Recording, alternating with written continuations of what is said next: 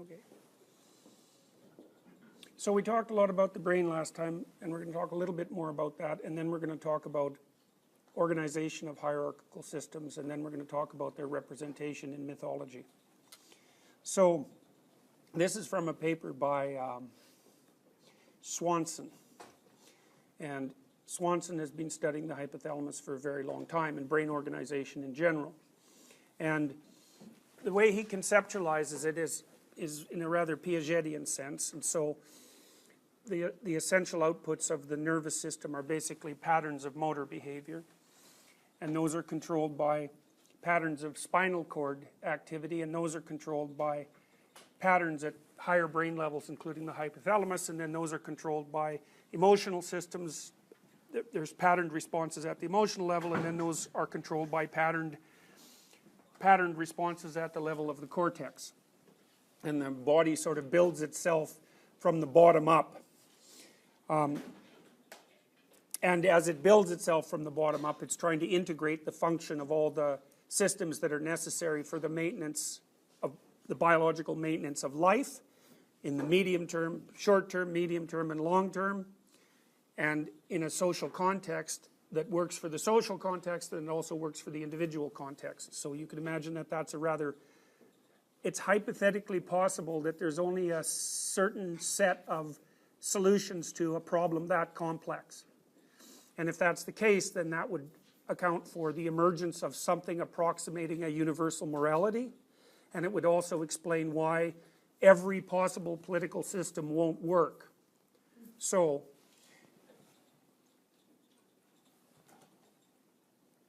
now this is Swanson's map of the hypothalamus. Now you'll note that the hypothalamic structures, they're the ones with the little circles and so on the left. It, like every other element of the brain, the hypothalamus isn't a homogeneous structure, right? And generally when you name something, if you think about it, the name presumes a homogeneous structure, because otherwise you would differentiate the name and you would call it a bunch of names instead of just one. And so what happens, for example, that as people learn more about the brain, you'll notice this as you learn more about the brain, you stop thinking about it necessarily as the brain, which is like a homogeneous mass of neurons, and you start thinking about it in terms of its functional subsystems. And then once you learn more about those, you think about those functional subsystems in terms of their functional subsystems, and you can keep differentiating all the way down. You can differentiate all the way down to the molecular level.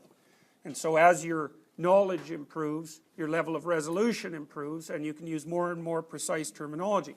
What you see is that the hypothalamus is composed of a number of systems. And one of the things that Swanson has done with this particular diagram is indicate which parts of the hypothalamus, this is in a rat's brain, are basically responsible for reproductive behaviors and which are responsible for defensive behaviors. And that's part of the hypothalamus. Now, the other part, so there's a very archaic system way down in the bottom of the brain, older than emotions, about as old as pain, that's responsible for these very fundamental motivational drives. So you can think about the hypothalamus, if you want to think about it this way, as the part of the biological basis of what Freud would have called the id. Now, we don't have to think about it as in terms of relatively vague statements like the id anymore, because we know more about the underlying circuitry, and we know that it's quite standard across mammalian species and even farther back in the phylogenetic chain than just mammals. So, yeah? What do you mean older than emotion? Do you mean that the affective valence for that system would be assessed just by pain or absence of pain? Yeah, well, you know, systems develop in an evolutionary chain, right? And some systems are more primordial than others. And so the hypothalamic systems are more primordial than the hippocampal and the amygdalic systems. And so pain, you can think of pain as an emotion. People usually don't. They usually think about it as a motivational system. But the distinction between those terms is vague anyways. Pain has an emotion-like component and a motivation-like component, like anger does. All I mean by older is that it was there first. So anxiety, for example, seems to be an elaboration of pain. So pain represents, pain indicates damage to the system that's being stimulated, basically, something like that. Pleasure wouldn't constitute an emotion, right? Well, let me get to that, because I will get to that, because that's another, I mean, reproduction for some mammals has a pleasurable component. probably for all of them. Yeah, for mammals. Yeah. So this governs reproductive behavior. There would be outputs from the reproductive system to other systems that mediate positive emotion. But they're old too. So part of the hypothalamus is devoted to these motivation-like processes. I think they're motivation-like personalities. And part of it is actually devoted, the other part of it, the other half of it, is devoted towards exploration. And the exploration system is the source, the roots of the exploration system in the hypothalamus are the bottom part of the structure that produces the kind of positive emotion that's associated with approach and joy. So, and it's also extremely old because it has its roots in the hypothalamus, so that's the dopaminergic system. So half the hypothalamus, roughly speaking, is devoted towards the regulation of fundamentally motivated behaviors, like sexuality and defensive aggression, say, and the other half of it is devoted towards exploration. And so that's quite interesting, because one of the things it means is that exploration, the tendency, the proclivity towards exploration is also unbelievably archaic. It's really, really old. And as I mentioned, I think I told you this before, if you study the behavior of a decorticate cat, which is a cat that really has almost no brain left except the hypothalamus and the spinal structures, that cat is hyper-exploratory, sorry. It explores more than a normal cat, which is quite strange given that it doesn't have much of a brain. But part of the reason it explores more is because it can't form the memory structures that would inhibit the exploration as a consequence of learning. So basically what happens is you're curious about something until you figure it out, and then you've built a representation of it, which is in some sense a representation of what to do around that thing.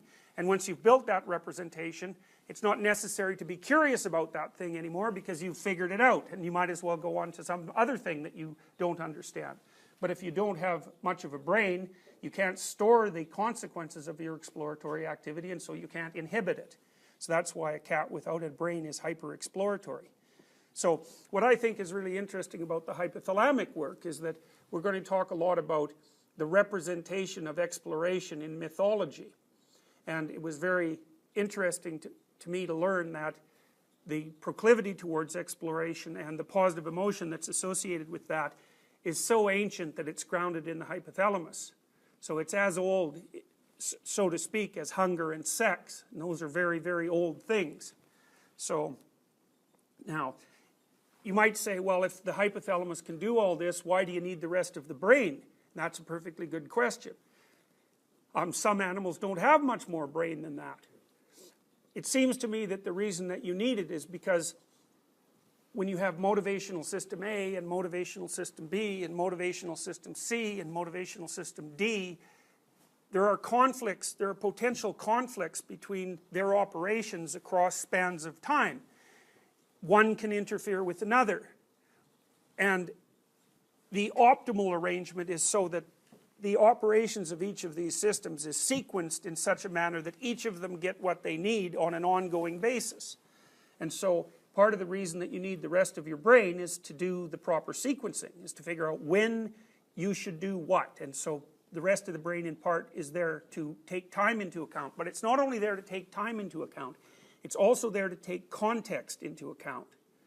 Because reproductive behavior, for example, has to be context sensitive. Even though it's a fundamental motivation, it has to be context sensitive because every situation is not the same as every other situation, especially among animals that become increasingly complex. So part of the reason that you need more brain, or that it might be worthwhile under some conditions to have more brain, is to solve the problem of how to organize multiple fundamental motivational systems working simultaneously. And that's a lot of the problems that you're trying to solve on a day-to-day basis are precisely that.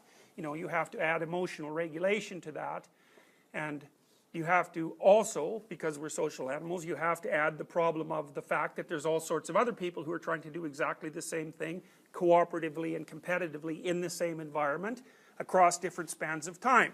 So it's a very complex optimization problem. It doesn't seem like it's precisely computable. A lot of it seems to have to, a lot of the way we do it seems to have to do with ongoing negotiation. You know, because you might say, well, what's the answer to the proper hierarchical arrangement of motivational necessities? And I think that the past can offer hints in that direction, and also can probably inform us about what won't work. But those are sort of vague and broad, and in order to determine how to update that and bring it into the present, there has to be continual ongoing communication and negotiation. So, okay, so then you can think about the relationship between what we were thinking about as the fundamental unit of personality, because I think of this not only as the fundamental unit of narrative, but the fundamental unit of personality, is that the basic motivational systems, which I've sort of outlined here in schematic format. I'm not claiming that these are precisely accurate or scientific categories, but you can think of them, the basic motivational states, basically as associated with self-propagation and self-maintenance.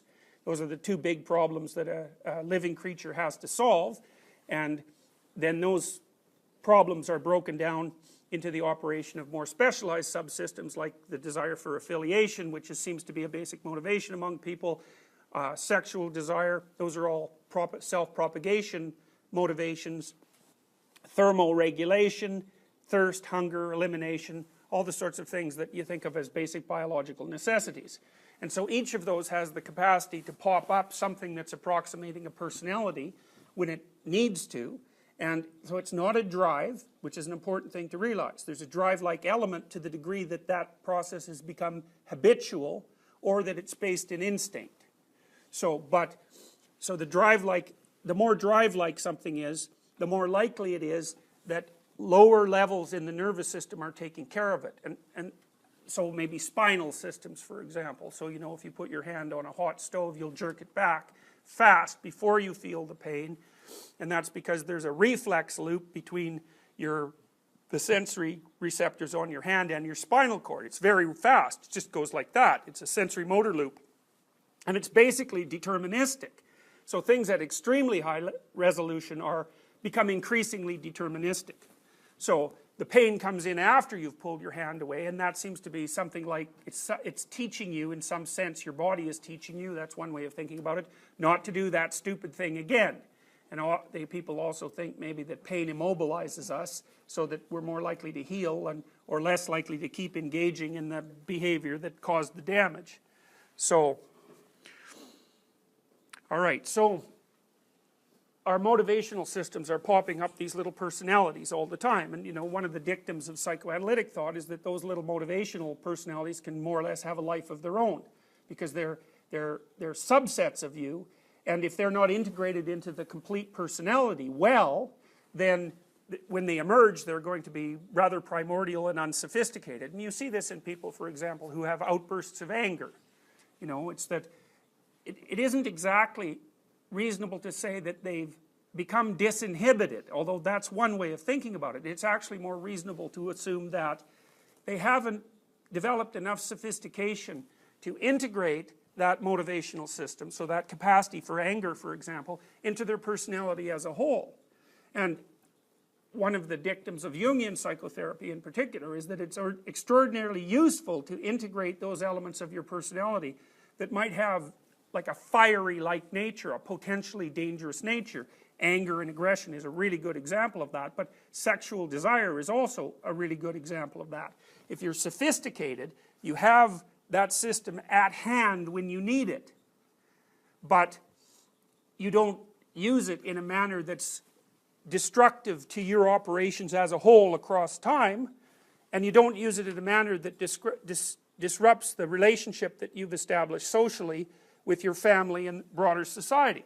So it's all integrated. It's like it's integrated into a game. And one of the things you might think about is that a lot of the games that people do play and that people like to watch are games of aggression integration. You know, so football is a really good example of that. I mean, those guys are massive and they're strong and they're aggressive.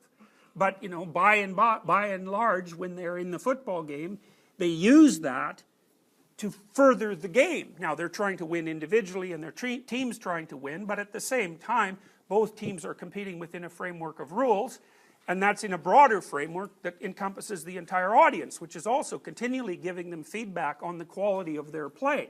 You know, so if somebody does something particularly brutal and unnecessary, the whole audience is going to complain about that.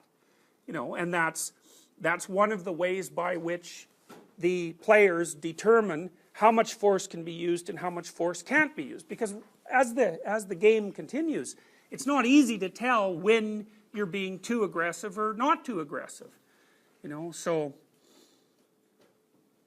it's funny, I was reading a little while ago about the Canada-Russia hockey series in 1972, and if I remember correctly, the Canadians played by European rules, which meant that there was no body checking. So that was kind of hard on them because the Europeans don't check, but the Canadians claimed that in games they played where there was no checking, there was a lot more hitting with the ends of sticks and a lot more slashing, and like there were still all sorts of aggression, but it was never able to get up to the point where you could give someone a solid hit. And the Canadians' take on that was that the game wasn't necessarily less dangerous or less rough without checking. It's just that the aggression got subordinated. And so, you know, it's not an easy thing to figure out exactly what level of force is necessary to push any given thing forward. But none is definitely the wrong answer. You know, and if you're ever involved, which you will be, and no doubt are now, if you're involved in difficult negotiations as you move forward, salary negotiations or negotiations about a given project, or even complaints, that even attempts on your part to solve problems at work, like being subject to, you know, to arbitrary tyranny or being bored to death by a useless project or something like that, if you don't have that capacity for force at hand, you're not going to win. You're not going to win. You're just going to get walked over. And how much force you need, that's part of the ongoing dialogue. And so, and that's really worth thinking about. A lot of what happens in psychotherapy, as well as exposure to things that people are afraid of, and the development of new micro skills. So for example, if I have a client who isn't very socially skilled, you know, we might practice things like shaking hands and telling each other who we are. Because if you don't have that down as a routine, it's difficult to make a foray into a broader social environment. So sometimes people are stopped socially because they lack micro skills, and sometimes it's because they're afraid, and those two things interplay. But another thing that happens in therapy an awful lot is that people come in for assertiveness training. You know, and they're people who've they're usually agreeable in temperament, but they're also people who have failed to integrate that capacity for aggression into their personality for one reason or another. Maybe they weren't taught to. That's certainly possible. Maybe when they manifested aggression, they were punished for it. Maybe they observed other people who were too aggressive and decided that they were never going to be like that. That's a common response. But it doesn't really matter, because once you're an adult and you're working in a competitive world, which you will definitely be, you have to have that capacity, because otherwise you get pushed to the bottom of the dominance hierarchy and exploited. And so, and it's not necessarily because of malevolence. Partly it can be that, but often it's the consequence of the fact that generally if you're negotiating for something, there are forces pulling on that from all directions. And what outcome is obviously right is not obvious at all. And so it's a matter of negotiation. And so you have to be able to put your position forward with some force and not be timid about it and be articulate about it. And all that is a consequence of integrating these systems that can be very dangerous if they're not working properly into your personality, rather than ignoring them and letting them run in an underground fashion, which is what they would do. Yes? What you're talking about kind of reminds me of Freudian sublimation. Is that what you said? Yeah, well, the thing about Freud so the comment was that it's reminiscent of Freudian sublimation. Freud more or less had an inhibitory model of socialization, you know, because he thought of people as pushed by the id, so that the ego, as pushed by the id and inhibited by the superego. And there's some truth in that, to the degree that you're subject to quasi-tyrannical pressure by a society that isn't well integrated. A lot of what's going to happen to you is, don't do that. And the capacity to not do something that you're motivated to do, like an impulsive thing, is obviously necessary. But sublimation, in a sense, is the basis of Piagetian theory. And Piaget's alternative to Freudian thinking is that it's not inhibitory, especially not if your personality is properly integrated. What it is instead is integration into a game-like structure. We're going to talk more about that. So the point is that you're starting at high levels of resolution with your body, you know, and you're building these structures out of your capacity to move and your capacity to perceive and these motivational systems that are driving you. And as you become socialized and as you bring more and more people into the conversation, the hierarchy gets more and more complex and sophisticated. And then it's the whole thing that's regulating. It's not inhibitory. You know, so you don't want to inhibit your aggression. You want to harness it so it serves the purposes of the individual and the greater good, if you can figure out how to do that. It's better that way because you have more power. Now, it might be better for you to be cowardly and retreating if the alternative is to be impulsively aggressive and destructive. But that's not nearly as good as having the capacity for aggression at your hand and being able to use it in a sophisticated manner. So, all right, so this is a way of thinking about how things, yes?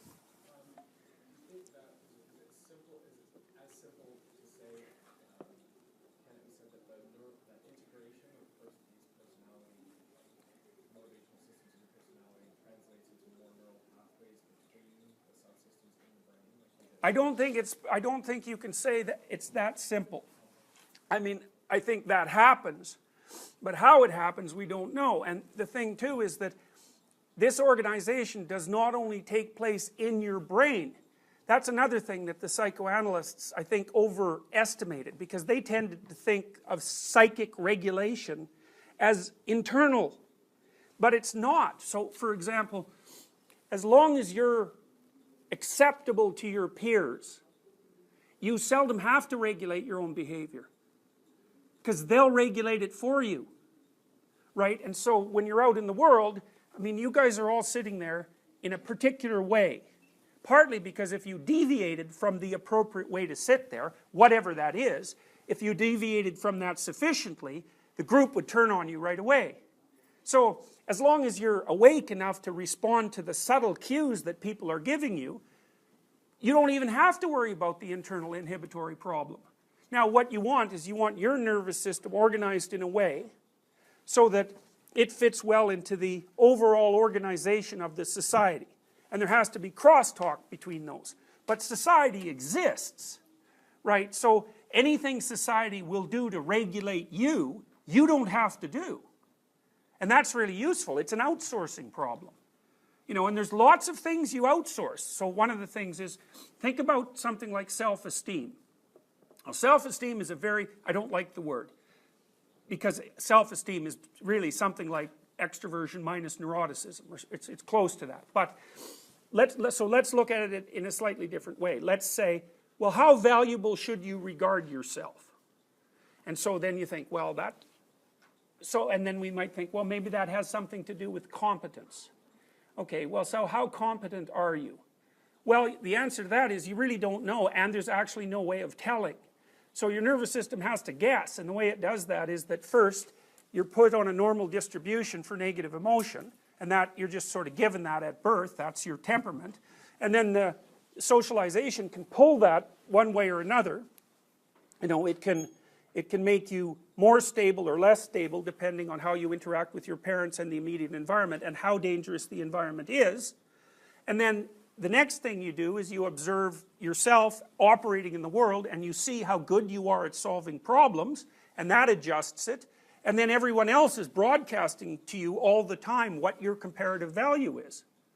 And so that's really how you establish an estimate of your competence. And it's almost always comparative competence, because the question in most groups isn't, can you do something? It is. But the real question is, can you do something as well or better than anyone else in this particular group? Because there's no absolute standard for being able to do things precisely, you know. Everyone is insufficient when you think of the ultimate task, right? Because people's knowledge have limits. So the question is, well, are you up for the challenge compared to the people around you? So it's a very complex calibration process, and it certainly doesn't all take place inside. It can't. You're not complex enough to do that, and it's foolish anyways. You know, partly what the stock market does, the stock market is a massive conversation about the relative value of property, roughly speaking. And it moves around a lot, because you think about all the variables that are being taken into account at the same time. It's not only every company and every commodity in relationship to every other company and every other commodity, it's also all that in relationship to the price of all the currencies. And that takes into account political stability or instability and disease and catastrophe and hurricanes and so on and so forth. And like, there has to be something dynamic and ongoing that enables those calculations to be made, because it's incalculable otherwise. And the same thing is true in some sense of your competence. You can't calculate that on your own. You have to have help. And so that's partly why the group also decides where you are in the dominance hierarchy. Now the group can also under or overshoot. That happens lots of times, you know, because maybe the local environment that you're in isn't a very good representative of the broader environment. This happens to lots of smart people in high school, for example, or junior high, where if they're intelligent, that is not necessarily socially valuable for a number of years. And if the person who's intelligent doesn't get out of that environment into an environment where intelligence is valued, so hopefully that's a university, then you know, their actual potential isn't going to be valued by the dominance hierarchy in proper keeping with its actual real world value. So anyways, okay, so the issue is, and this is the ethical issue, is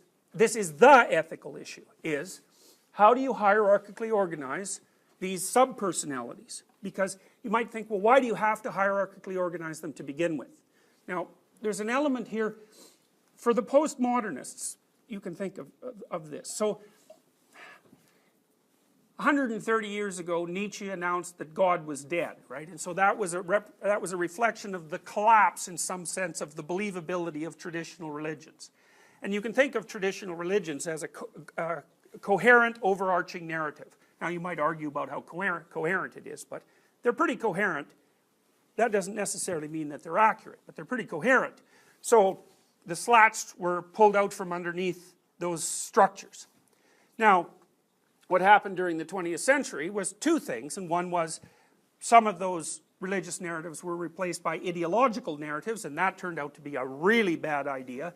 And so that was one stream of thought, in some sense stemming from Nietzsche, or at least from his observation. There was another stream of thought which basically said, if religious structures have collapsed, and they had to, that means all grand narratives have collapsed. And that's really a postmodernist claim. But the problem with that claim is, you can't act unless you have a hierarchy of values, because you can't figure out what to do next. Also, you can't even figure out if you should do anything. But you certainly can't figure out what to do next. Because in order to organize your behavior and move forward, you have to say that one thing is more important than many other things, right? Every time you act, you're making that decision. Now, you might say, well, you can only make that decision at a micro level, like what's best now, but people who do that are impulsive. That's how we define them, and that doesn't work out well across time. You know, what they're doing is responding to, in some sense, instinctual whims moment by moment. That doesn't seem very sophisticated. You don't want someone around like that. You can't predict what they're going to do. You can't cooperate with them. They can't follow rules. You can't have a project with them. You can't trust them. It's like, that isn't going to work. And so the idea that grand narratives are obsolete is it's based on a misunderstanding of exactly what the narratives are. And it's also based on absence of realization that a narrative is primarily something you act out before you represent. So a narrative can be latent. So let me give you an example of that. So I thought puzzled about this for a long time. Let's say you go out and watch a chimpanzee troop. Now we know that chimps are organized in a dominance hierarchy. And we know that the dominance hierarchy among chimps is male dominated. The females have a dominance hierarchy too, but the fundamental dominance hierarchy is male dominated. It's not like that so much with bonobos, by the way, which are very much like chimps. So you can watch the chimps, and you can see that chimp A knows that chimp B is higher up in the dominance hierarchy, and chimp D knows that chimp C is higher up in the dominance hierarchy. And you can even see that the offspring, like if you have a high dominant female and she has offspring, all the other chimps know that you don't mess around with her offspring because she's a dominant female. So the mapping of the dominance hierarchy, the mapping is quite sophisticated. So then you might say, well, the chimps are following rules. So, but then you think, well, no, they're not, because they don't actually know rules, because you got to ask what exactly is a rule, right? Well, that's a good question. Like, a rule seems to be the articulation of a principle, but it seems to be something that you have to represent. Like you say, well, a rule is chimp B always submits to chimp A. That's the rule that the chimp is following. But the chimp isn't following rules, because the chimp doesn't have rules. But there's regularities there, and so what those really are behavioral patterns. They're not rules. Now, understanding that is extremely useful, because what you can understand is that regularities in complex social behavior can emerge in the absence of any conscious representation, any consciously articulated representation of those rules. Because you might ask, well, where do moral presuppositions come from? Assuming that, say, religious systems, for example, are concerned with moral presuppositions, and that social systems are concerned with those too. Where do they come from? Well, there's lots of theories about that, right? The Marxists would say, well, it's all about exploitation and economic advantage. And the postmodernists would say it's all about exclusion and power, because they're sort of quasi-Marxists, sort of. They're quasi-Marxists anyways. There's always this, and you know, for Karl Marx, religion was the opiate of the people, and he thought about it as a structure that had emerged because the power elites wanted to dominate the people who weren't in power, and to extract out value from them. And it's like, there's no doubt that there can be an element of exploitation in any social system, and there's no doubt that social systems are hierarchical, so that there are people on the top and people on the bottom. But in human society, there's lots of dominance hierarchies. There's not just one. And we value lots of different things from people, and it's by no means obvious that the dominance hierarchies were set up consciously, through conscious thought, by any group of people over any span of time for any purpose whatsoever. It's particularly obvious when you also understand that, well, we are not the only things that have dominance hierarchies. Chimps have them, wolves have them. That's why you can have a pet dog. You understand a dog. You know, it doesn't even want to be the boss in the house. That's a nervous and upset dog. It wants to have its position as a valued, low-level entity in the dominance hierarchy, and a dog is just absolutely happy when that happens. So, you know, because what is a dog going to do? Buy groceries? It's like, no, it's not. So it has to be low in the dominance hierarchy, because it doesn't have the competence. And one of the things that's very, very bizarre about Marxist and postmodernist thinking is that there doesn't seem to be any recognition that dominance hierarchies are often structured based on competence, not on like arbitrary distribution of power. I mean, if you want to go have your appendix out, what are you going to look for? Are you going to look for the most powerful doctor? Or are you going to look for the most competent doctor? Well, you hope that there's a rough relationship between power and status and competence, right? Because otherwise, how are you going to figure it out? But if it's a good hierarchy, it's based on competence, not on arbitrary power. So we might say that when a dominance hierarchy starts to be based on arbitrary power, or purely on economic terms, then it's actually turned into a tyranny. It's no longer a functional hierarchy. It's already stultified and twisted into a form that can't be sustained. And then people are going to get upset about that and start talking about it, or worse, they're going to start doing things that are quite disruptive. But the idea that the hierarchical structure per se is pathological, or that it's consciously imposed, or that it's not necessary, or that it has nothing to do with competence, it's like, no, that better not be the case, because we would be in serious trouble if it was the case. So I would say the more functional the society, the more the power hierarchy is based on competence in relationship to what the society deems as actually valuable. Now, obviously no society meets those criteria perfectly, because you can't. It's part of a dialogue and a continual processing of information, so you can't hit the target, it's always moving. But you can hope that the dialogue continues. So here's a little vision I had of how things work, like a democratic society works, okay? Because people often think if they're conservative, orderly, low in openness, then they think the conservatives are right, and if they're more on the liberal or on the left side, high in openness, low in orderliness, then they think that the left is correct. But the left and the right aren't correct. They represent different systems of values, and the values that they represent are valid sometimes in some situations. And then the question is, well, when and in what situations? And the answer to that is, not only do you not know, you can't tell. And so it's like this. So imagine that people are on a cliff. It's like they're on a flat plateau, and it's a cliff on both sides. And down at the bottom of the cliff is fire and rocks. And so you want to stay on top of that cliff, and it's quite narrow. And there's a line you should walk down, right down the middle, but you can't tell where it is. So what do? You put all the lefties here, and you put all the right-wingers here, and you put a rope between them, and you tie the rope to you. And the right pulls this way, and the left pulls that way, and if they're pulling properly, then you can walk right down the middle. But the only way they can pull properly is if they keep talking to one another. And if the left disappears, then the right pulls everything over the cliff down into the flaming rocks. And if the left disappears, then the right pulls everything off the cliff down onto the rocks. And we know that. And there's been good personality models developed recently. They're not public yet, precisely, that show that if you push a virtue to its extreme, it turns into a vice. And that all the vices basically end up in the same place. Yes? What would you say happens if both sides are talking a lot but not to one another? Like if there's a lot of preaching to the choir on either side. Well, it's dysfunction. Yeah. It's dysfunction.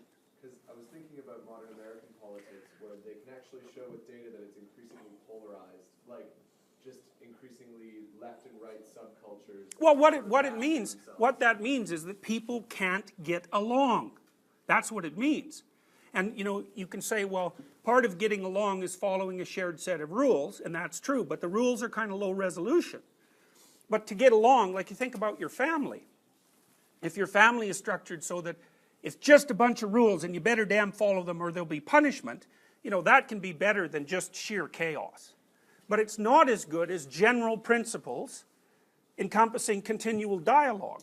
That works best. And you might think, well, what are the general principles? And what we'd hope are, well, we can look at what people have done in the past, and we can look at our history and our culture, and we can think, okay, we're going to try not to do the stupid things that people have done in the past that are evidently stupid, like maybe Nazism isn't the way to go, for example. So we're going to try not to do that. We can extract out those general principles, but then we have to talk continually in the present, because the present keeps moving around. There's no way of mapping it using a structure from the past. You can only approximate it. It's like, if you took a Google map of Toronto from 10 years ago and you said, well, this is the map, it's not going to be updated. It's like you'd have a real rough time driving around the waterfront, because you'd keep running into skyscrapers that, aren't supposed to be there. And so the map is obviously useful, but the update process is also unbelievably useful. And you can also say, if you look at left and right, you can roughly say that the left is on the side of update and the right is on the side of structure.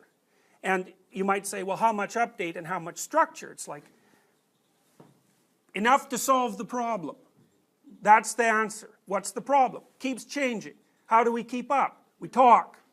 And part of that also is, like if you're talking, most of you guys are lefties because most of you are open and not very orderly. Now, there's going to be exceptions in here, and you're young because youth is often associated with political beliefs that are more on the left.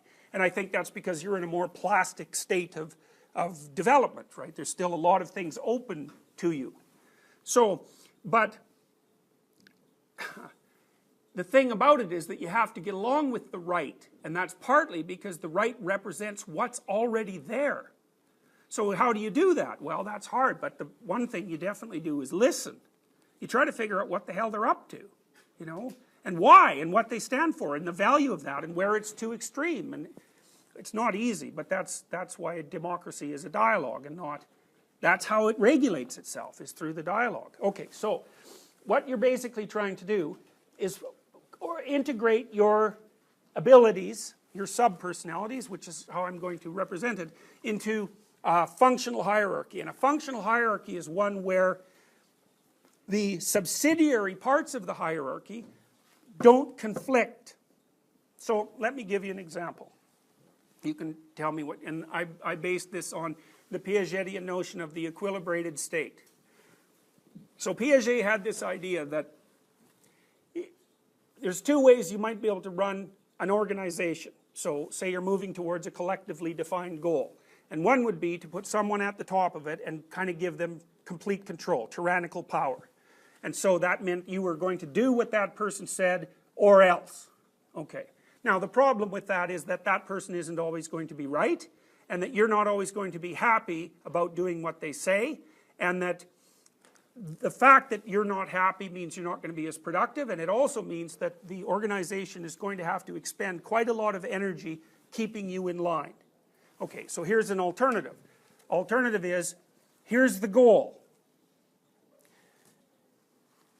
Let's agree on some general principles in relationship to the goal, and then let's negotiate. So one of the things I did with my kids when they were teenagers was, you know, that there's a certain set of procedures that have to be undertaken in a household in order for that household to function, right? So roughly speaking, people need to eat.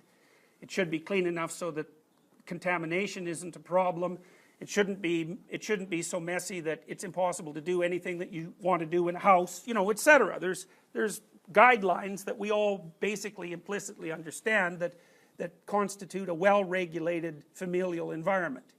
Well, so then how do you obtain that? And one of the processes that I put into place was we would meet and parse up the jobs and come to a solution, and the rule was you can't leave the discussion until the solution is found. You have to accept the solution unless you can come up with a better one, and that we'll implement it over a period of time and see how it works. And that worked. I wouldn't say it worked perfectly, because nothing works perfectly. But it's a good process because it brings everyone into the game. They get to define the end, they get to define the game, they get to define the rules, they get to define the processes by which those rules will be enforced. They get to run it as a simulation and see how it works, and then at some point later they get to have another discussion about it. But you don't want to be discussing it every time there's dishes to be done. You won't want to discuss the entire moral substructure of the whole household. You know, and dishes are a big deal because they're part of, dishes and cooking are a big deal because they're part of the, there's a tremendous conflict in that area because of the rapid role transformation that characterized men and women since the pill was invented. So it's a place where, you know, massive social transformations manifest themselves in local landscapes. And that's also why solving the problems in your local landscape is also the way of solving the big problems. You know, it's like, who does the dishes, when and why, and what are the rewards and punishments associated with that? Solve that, and you solved like 30% of the tension between men and women. So, and that means it's really hard to solve. It's not obvious how you do that, and how you do that over the long run, and what the reward should be, and how valuable it is. So, etc., etc. It takes an awful lot of negotiation. But if you don't get it right, then you have a continual war in your household. And you pay for that, because if you're having a war in your household, then you're going to be stressed to death, and that will kill you. So it's no joke to get these things right. And when you're doing it, it's applied philosophy. It's sophisticated and applied philosophy, because that's all you have if you don't have roles. right? Roles, you don't negotiate. And that's good, because you don't know how to negotiate. No roles, it's negotiation, slavery, or tyranny. Those are your options. So, these are very complicated problems. That's also, though, why when you work hard to solve them in the domain that you have in your hands, you're also doing the best you can possibly do to figure out how that might scale up on in a broader way, right? I read a great book once called Systemantics, written by a guy named John Galt. It's a really fantastic book. Yeah, I know, John Galt, eh? Weird enough, man. It was actually his name. John Galt is the name of a fictional character in an Ayn Rand book. And he's one person who stops the world because, for a variety of reasons. He stops the industrial world because he's thinking he's getting exploited. It's had a huge effect on modern American monetary policy, by the way. So, anyways, this guy John Galt has written a whole bunch of axioms about organizational structure, which are quite brilliant. And there's a couple I really remembered, and one is, the organization does not do what its name says it does. I love that one. It's so smart. So, and the second one was, large functional organizations grow out of small functional organizations. So if you want to build something big, you have to start it small and local and then figure out how to make it scale. And in some sense, that's what you're doing. That's what you're doing in your relationships with other people, and that's what you're doing in your familial situation. That's what you're doing in your intimate relationships.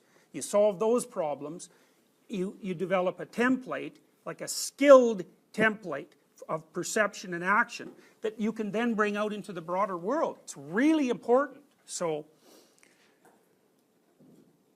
partly, you inherit a hierarchical structure, and you might think about that as whatever principles bind your culture together, and then some of that's rigid and pathological and half dead and needs to be destroyed and re-updated, and some of it isn't, and you have to figure that out by negotiation, and that's hard. But you don't want to blow the whole damn thing down in one gust like the bad wolf and the straw house. It's like then you have nothing to live in.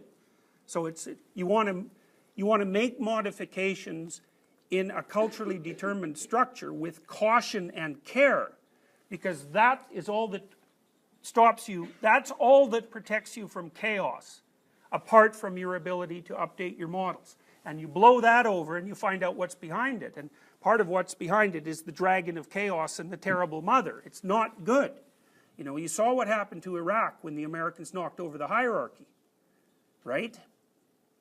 It wasn't good. Now, it wasn't good before because it was a tyranny, but it's not obvious that it's better now. And it's also possible that what's going to happen is it's going to be replaced by a way worse tyranny. So, knock over a structure, the water comes flooding in. It's just like a dike or a dam. So,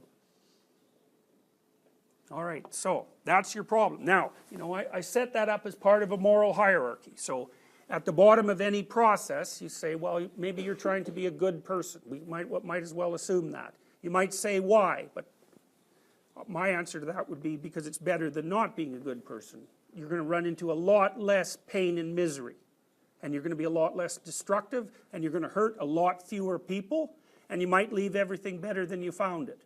And that's not so bad. It's certainly better than doing the reverse of all of those things.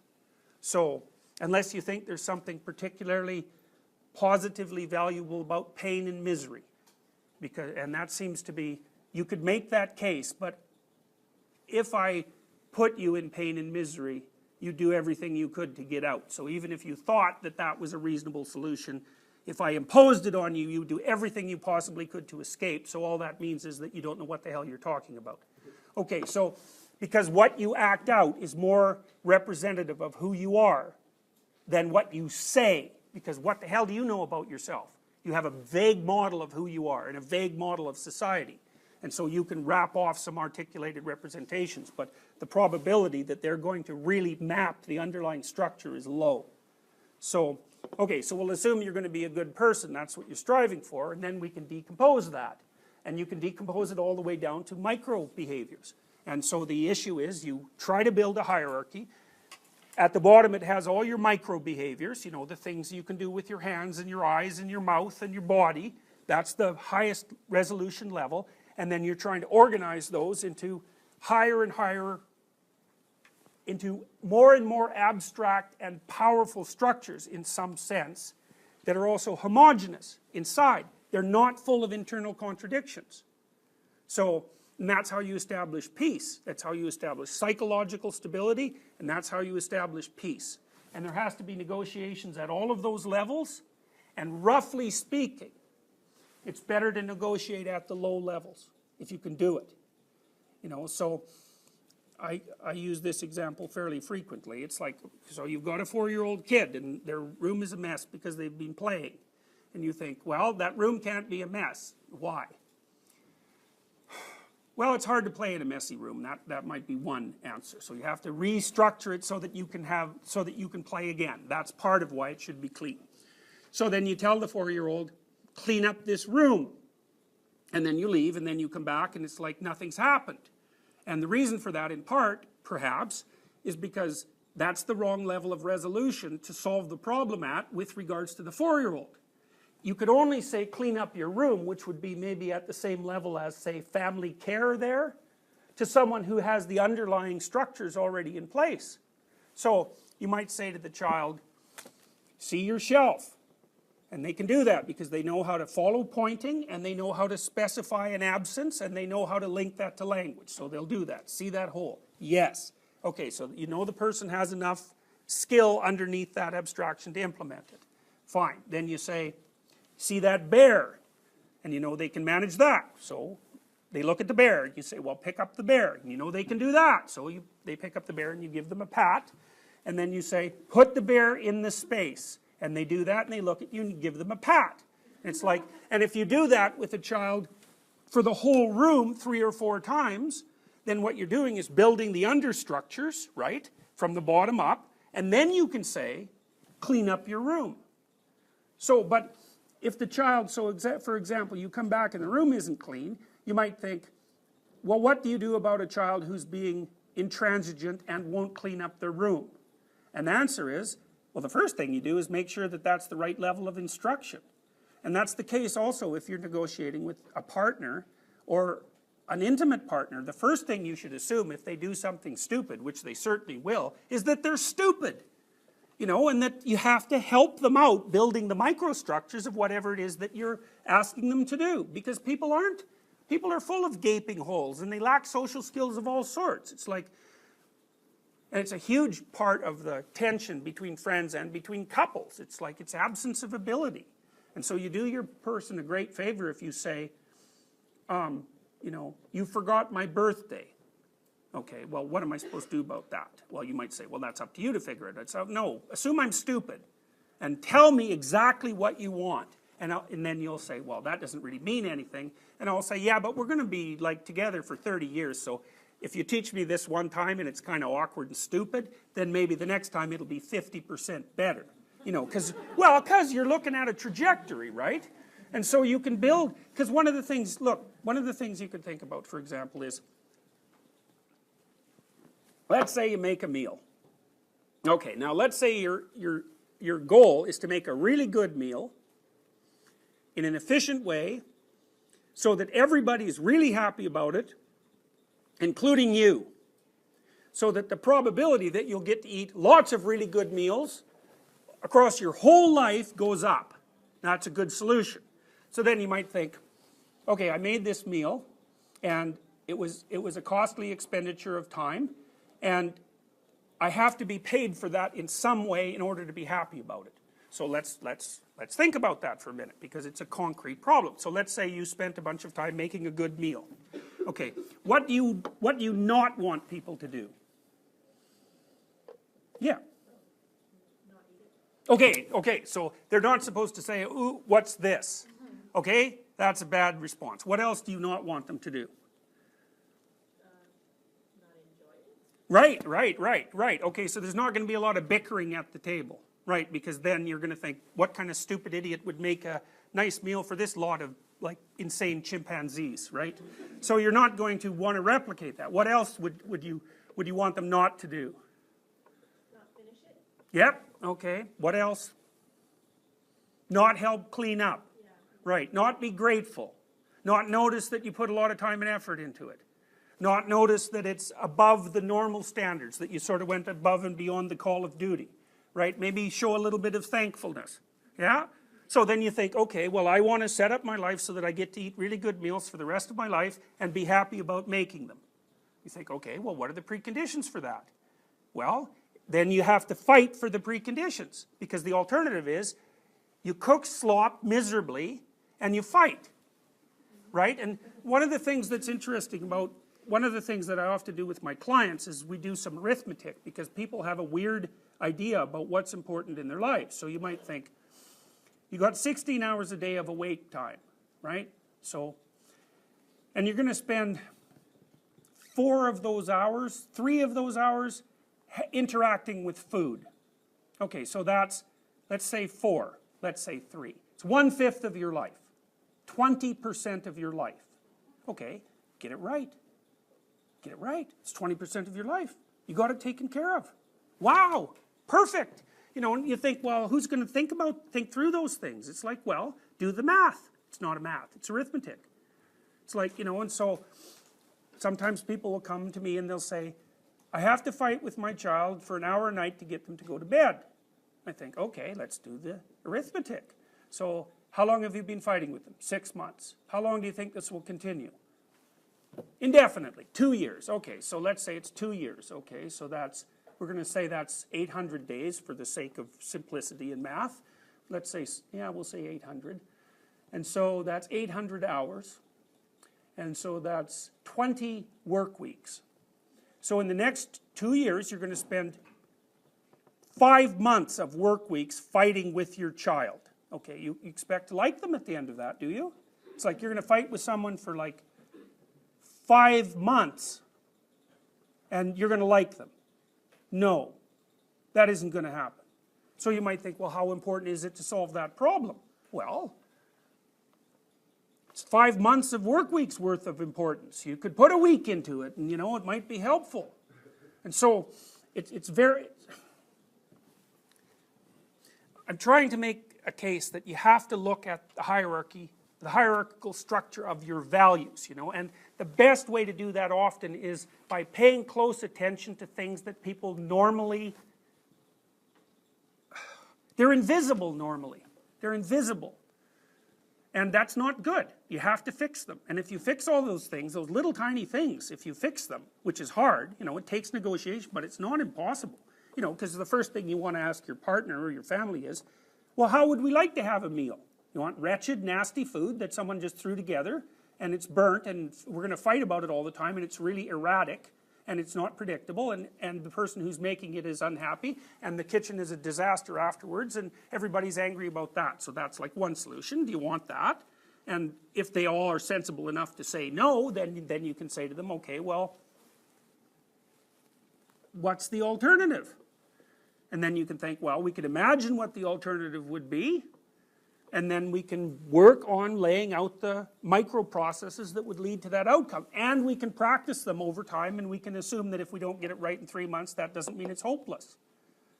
And so, when Freud, let me give you an example.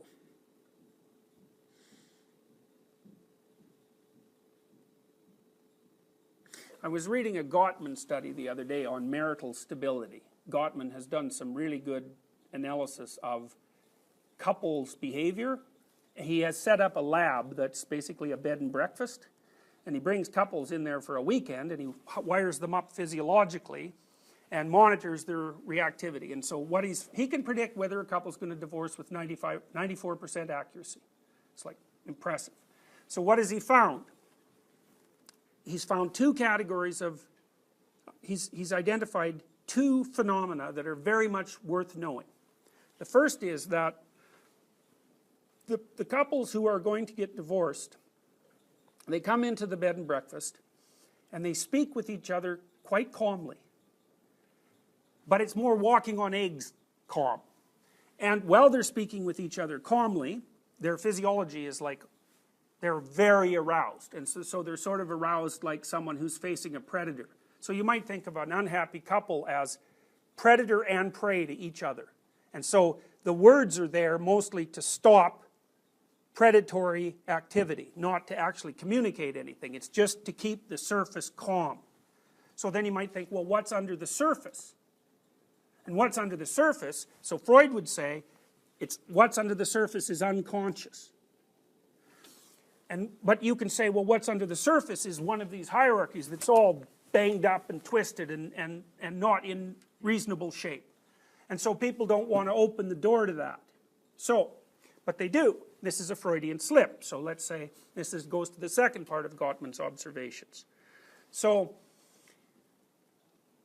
the woman goes over to the window and she says, oh look, there's a cardinal outside.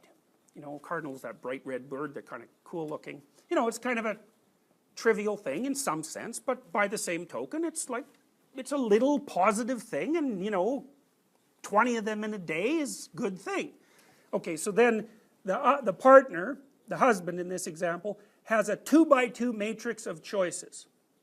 One is, who the hell cares about your stupid bird? Okay, so that's one. The second one is, then you go over and look at the bird, right? And the third one is, you don't make the contempt noise, but you act it out. And the fourth one is, you go over there like a civilized human being, and you know, and that you're interacting with someone that you care for, and you take a look at the damn bird, and you're happy about it. And that's as truthful and real as you can manage. Okay, so the option, that's a Freudian slip, right? Because what it says, there's a whole monster underneath that, and the monster is all the disorganization in this entire structure. It's like might be, we have been tormenting each other about various things for the last 10 years, and none of them are resolved, and I'm not very happy about you for so many reasons I can't even remember all of them, and I can't enumerate them right now because that would take forever, and maybe we would have a huge fight, but by the same token, I'm not going to come over there and make you happy with your stupid bird. And I'm going to indicate that subtly so you can't call me a son of a bitch because I'm just sighing, and that's what I'll say if you do ask me. But I'm going to load all that up and I'm going to deliver it to you. And what's going to happen to you is, because you're smart, is your heart rate's going to go way up like you're being attacked, and the reason for that is you are. So what the good couples do, the couples that, you know, stay together, is they respond to each other's bids. He calls them bids. And so if one person wants to share some little trivial daily positive thing with the other, you know, isn't carrying around a bloody cartload of resentment and is able to respond to that in a positive way. And that way the general interactions between the couples stay positive. But that's also because they've worked this out. Now, you know it's got to be because they work it out, because the couples who are physiologically reactive to each other, they're communicating, but there's all sorts of horror underneath the surface. And we're trying to figure out, well, what is it that's underneath the surface? What's the structure of the unconscious? Well, that's the structure of the unconscious. And it's either well structured and functional and mutually agreed upon and as explicit as possible, or it's this constantly. And then when the couples fight about it, because they're not very sophisticated and they're not very awake and they're not very aware and they don't know how to do microanalysis and they're tired and unhappy, they don't say, I would rather that you use cloth napkins when we have a formal dinner than paper napkins. They say, you do a bad job of entertaining. Well, that's not helpful, right? It's like you're wiping out the person. At bad job of entertaining would be probably about at the level of family care in the hierarchy. And so what you're doing is you're hitting them in a place that, if they listen to you, would knock out maybe 10% of their entire behavioral and perceptual structure. It's like, you really want to do that to someone? You only want to do that to someone under extreme conditions, right? Extreme conditions. And that would be something like maybe a warning to a child who's gone astray very badly, but you know has the skills. You'd say, well, the kind of mistakes that you're making are sufficiently catastrophic so that your life is going to go off course. You know, and then you might have a conversation with them about often for kids, for people that say are between 15 and 25, I know they're not kids really, but my kids are that age. Part of that might be, what the hell are you going to do for a career, right? And if that's unspecified, the person's just all over the place. So, okay, so here's some slides that represent that.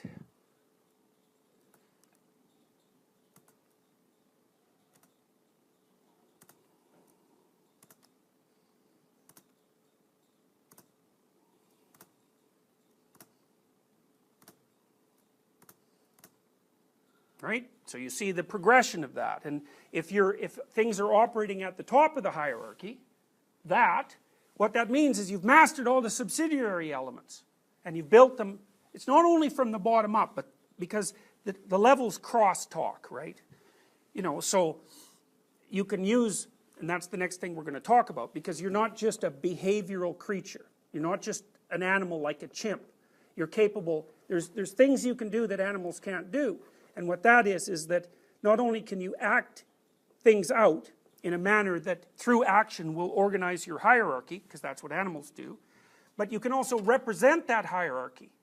You can think about the hierarchy, you can articulate the hierarchy, and you can play with it abstractly.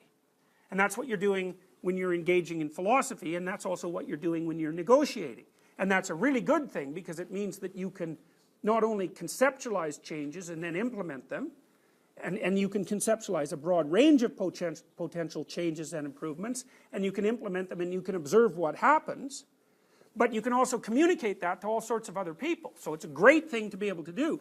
The problem with it is, obviously, that because you can abstractly represent and question, you can also knock the hell out of your belief in the top elements of the hierarchy.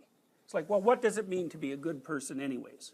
You know, or why should I be a good person? Or is there any utility or meaning in being a good person? Or is it even reasonable to say that there's such a thing as a good person?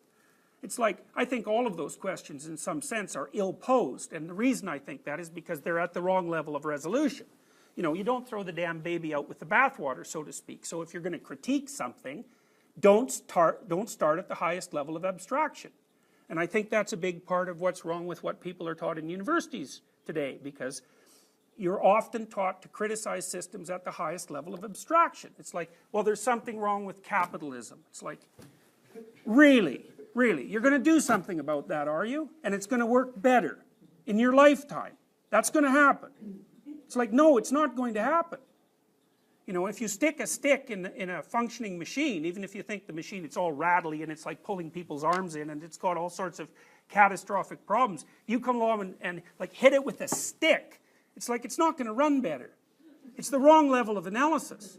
And just because you have a stick and you can see that the machine doesn't work very well doesn't mean that you're very bright. It's like, obviously it doesn't work very well. You know, it's like, that's not the issue. The issue is, could you improve it without making it worse? It's like, now that's a big problem. It's a big problem. So, you know, you have a wheelchair, you know, and the bearings are gone, so the bloody thing just grinds away, you know, and maybe it's wobbly and doesn't work very well on the ice, you know, and you think, well, that's a horrible wheelchair, and you just take it from the person. It's like, then they're lying there on the ice. You know, it's like, oh, that's helpful. Well, you don't have that horrible old wheelchair anymore. It's like, yeah, brilliant. It's like, so like a rattle trap thing that works is better than nothing. So if you're going to fix something, well, then you have to be, I would think about it more like what you would do if you had to fix a helicopter. You know, like, you're not going to critique the whole helicopter. That's not going to be helpful. It's like, well, that's not a good helicopter. It's right, we can tell that because it's not working very well. Well, what are you going to do? Well, then you have to learn a lot about the helicopter and all of its parts and how they function, and then you have to figure out which part isn't working properly, and then you have to take that part out, and then you have to find a better part, and you have to put it back in. And then maybe the bloody thing will work, but like a high-level abstract solution to that, like helicopters aren't useful, it's like not helpful. And I use the helicopter example because with a military helicopter, if I remember correctly, you have to perform about 30 hours of maintenance for each hour the thing is in the air. Because like, what's a helicopter? It's a big lump of metal. It's really hard to get those things to stay in the air. So, and everything we do is like that, you know, it's like, the fact that the electricity is working in this room is a bloody miracle. Like, it's unbelievable that it works. And there it is, working. We don't even have to pay any attention to it. And it always works. It's like, don't fix that. That's kind of like a bit of a response to nihilism, right? Like if you're, It's a major response to nihilism. Yeah, because that's what we're trying to do here. We're trying to figure out, what is the meaning of life? yes, You can't start at the very that's the big talk on Thursday. yeah. Right, right. To start at the bottom. Well, you should, so that's also part of what people talk about when they talk about humility. Because if you look at classic religious virtues, and this is true, I believe, it's true of virtually every religious system that I've been able to study. You know, it's like humility. Okay, so what does that mean? Start at the bottom. You know, it's like fix the little things. But then the other thing is little things aren't little. You just, you know, they're not little. And we already went through that with the example of mealtime. It's like, well, how much fuss should you make about meals? Well, it's 20% of your life. So, how much fuss should you make about that? Well, you should expend 20% of your energy getting that right. And if you get it right, it's like an art, right? Because meal preparation is, people are highly social. They're highly social eaters. If they're not eating socially, their eating goes badly right away. They can't regulate their intake, and they eat terribly. You see this with isolated people all the time. They don't even eat, or if they do eat, it's like popcorn and you know, gummy worms or something. It's really not good. And so, it's very, eating behavior among human beings is very, very complex. We're omnivores, so we have way too much choice, plus we're social eaters. You know, so it's hard to get that right. And if you don't get it right, everyone's sick and miserable and unhappy and irritable. So, and if you get it right, it's like, you bring it right up to the level of aesthetics and art. It's like, that's way better.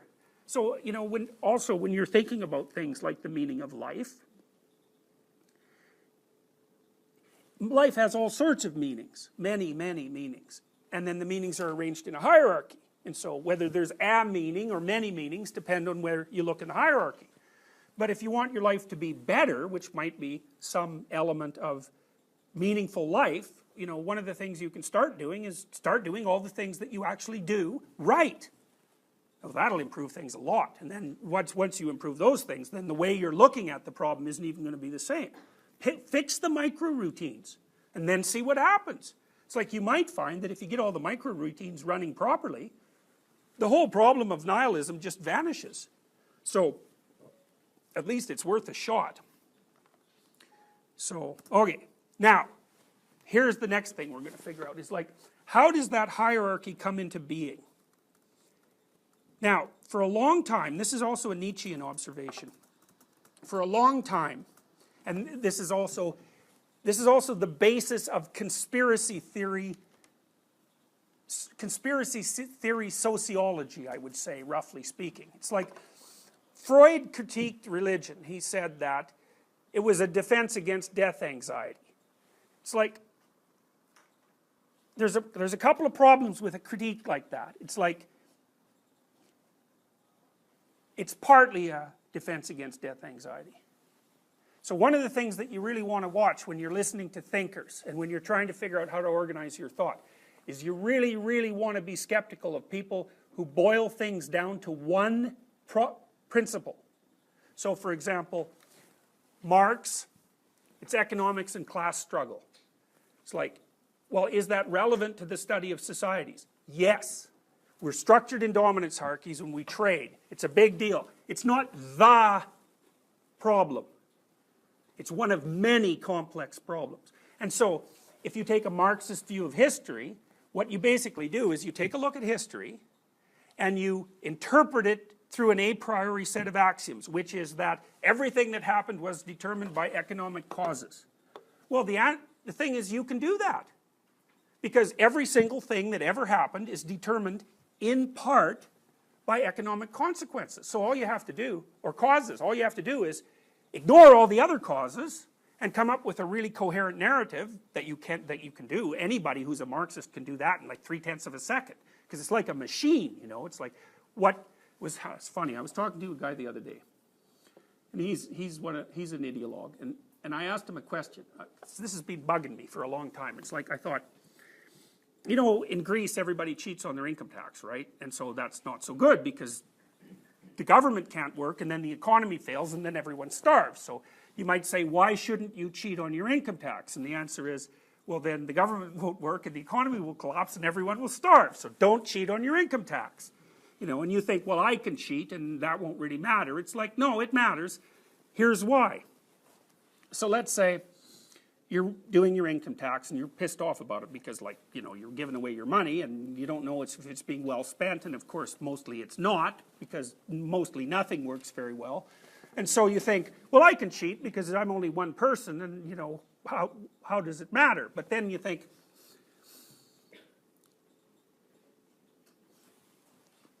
imagine we were all supposed to put money into a pool and then take money out. And I knew that one of you wasn't putting money in the pool, but that you were going to take it out. I'd think, well, whatever, one person, you know, crooked psychopath. We don't have to worry about that person. And then it's like 3 people, and then it's like 8, and then it's 10, and then it's 10% of the room. And 10% seems to be something like a tipping point. At some point, certainly if you're the only person putting money in that pot and everyone else is taking, anybody with any sense is going to think that they're a complete blithering idiot, and they're going to stop playing that game, right? So the question is, at what point do you collect enough cheaters so that the people who are basically honest start feeling like the game is crooked and quit playing? Well, the answer is probably something like 10%. So, all right. Back to the Freudians. Now, I don't remember why I told you that story. It had to do with economic determination. Oh, right. Oh, thank you. Okay, so this is the story. So, I'm thinking, well, if that's the case, if like 10% is a tipping point, or 30%, I don't care, whatever it is, 50, I don't care. There's a tipping point at some point. If it's a minority of people, if they're corrupt, can bring down the whole system, how in the world do you ever create a system that isn't corrupt? Because everybody almost has to play it honestly before the thing will work. And so how do people get from the point where it's chaotic and corrupt, which is the case in most of the world, by the way, right? Most places are insanely corrupt. Some places aren't. It's like, how the hell did that happen? I don't get it. It doesn't seem possible to me that that happened. I can't understand it. Because the default is obviously chaos and corruption. That's easy. So anybody can do that. It's like sometimes systems work and they're more or less honest. Like eBay is a really good example of that. It's like, poof, up props eBay. What's the average level of cheating? It's like 0. You know, it's unbelievably honest. And it's a miracle. Nobody thought that would happen. So how the hell does that happen? So I was asking a friend of mine, and this guy too, and I laid this out, and like I didn't even get finished the question, and he said, government. And I said, well, what do you mean? He said, oh, it's those places that don't have too much government that are honest. It's like, well, thank you. I mean, I'd have thought that was a complicated problem. You know, and here you didn't even have to listen to the whole damn question before you had an answer. It's government. Oh, well, I'll stop thinking about that right now. It's like, God, really, come on. You know,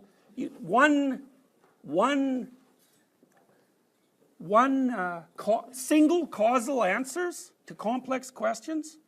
It's like all that's happening there is that the person is playing an intellectual game. That's all that's happening. They've got this set of axioms. They've learned how to manipulate them. It's like chess game, basically.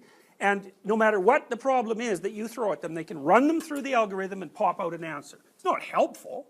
It's like, because for me, for example, that question only sets, even if he's right, it only sets the problem back one step. It's okay. If government is the cause of corruption, which it isn't, it's a cause of corruption, it's also the solution to corruption, but if it is the cause of corruption, then how come some places have more government than others? It's like, there's no information in that statement. All there is a rephrasing of the problem.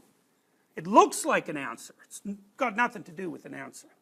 So, and one of the things that really disturbs me about modern university education is that, you know, a quarter of the people who are in the humanities end of the distribution are being taught to think this way. It's like, well, here's a little rubric, power.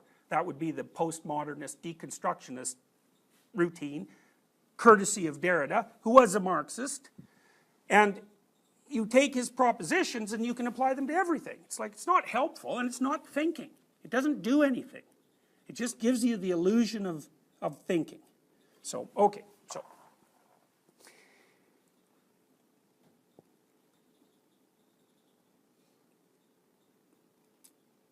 Let me just think here now for a minute. So we were talking about ideological propositions. Yes, yes. Okay, so what seemed to happen,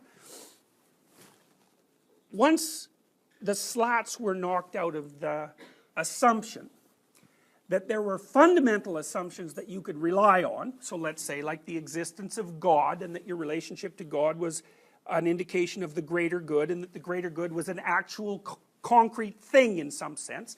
Once the intellectual slats were knocked out from underneath that, then, as Nietzsche pointed out, the power of organized religion started to decline. Now, it hasn't declined as rapidly or as thoroughly as everyone thought it might in the 20th century, right? Because the Americans have a pretty thriving Christianity on the right wing, and then of course there's all sorts of fundamentalist movements all over the world, but we'll just put that aside for now. It doesn't have anything to do with the main issue in some sense. Okay, so then what is a consequence of not having the great cultural narratives anymore? Well, there seems to be two. One is everything's up in the air and no one knows what to do, and everybody has a question about every single level of the hierarchy, like why are we doing this, and what's the meaning of life, and should we bother doing anything at all, and are we running around destroying the planet, and so on and so forth. So it's chaotic.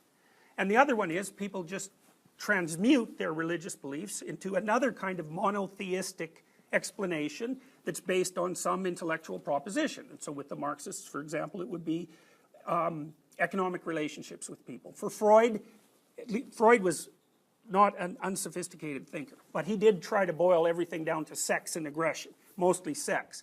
And he had his reasons. He said, well, without sex you don't propagate, and propagation is obviously necessary for the continuation of life, and therefore sexuality must be the main function.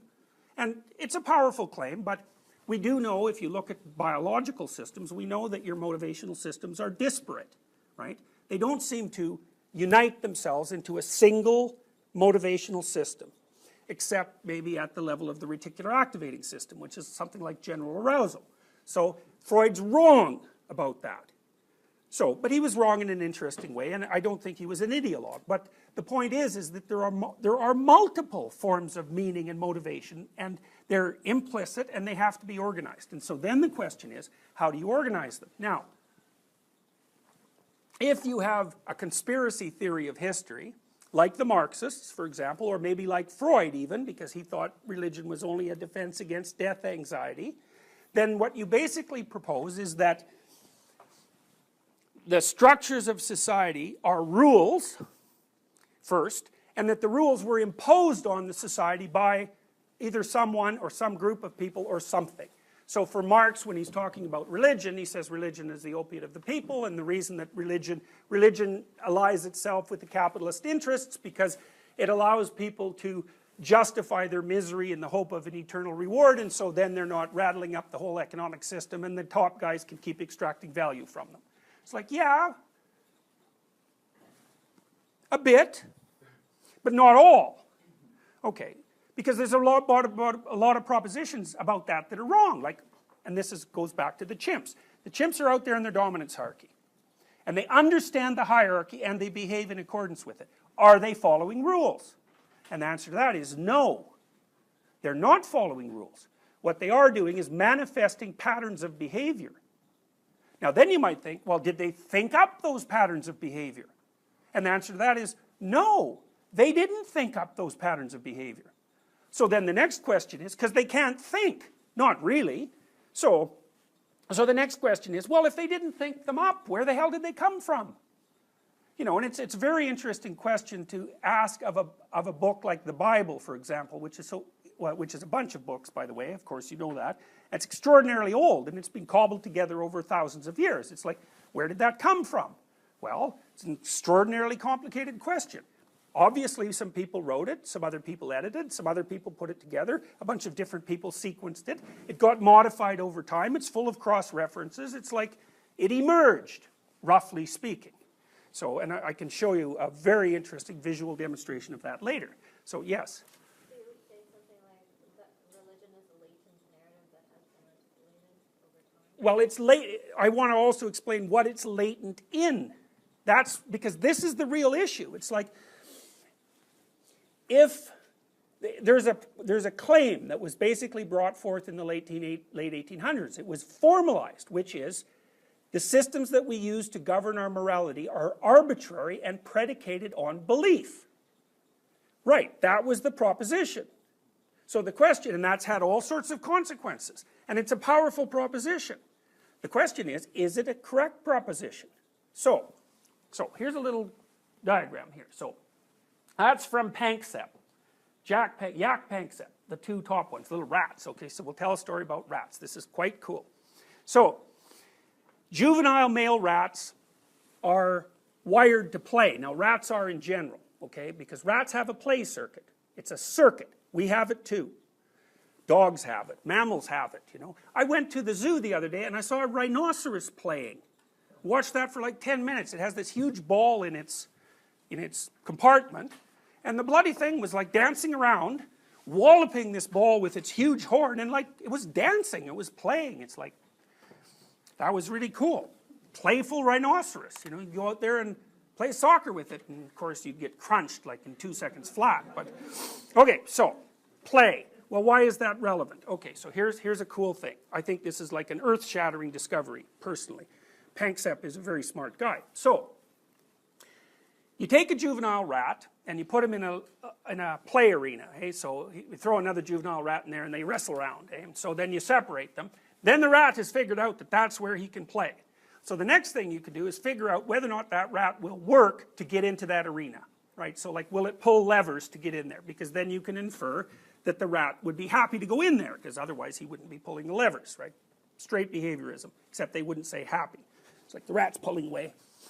Pop, he's out in the little play chamber. So there's another rat there, and let's say that rat is 10% bigger. Now the rats rough and tumble play. They wrestle, just like kids wrestle. They wrestle. Weirdly enough, they're wrestling around, having a fine time of it, and it's not aggression.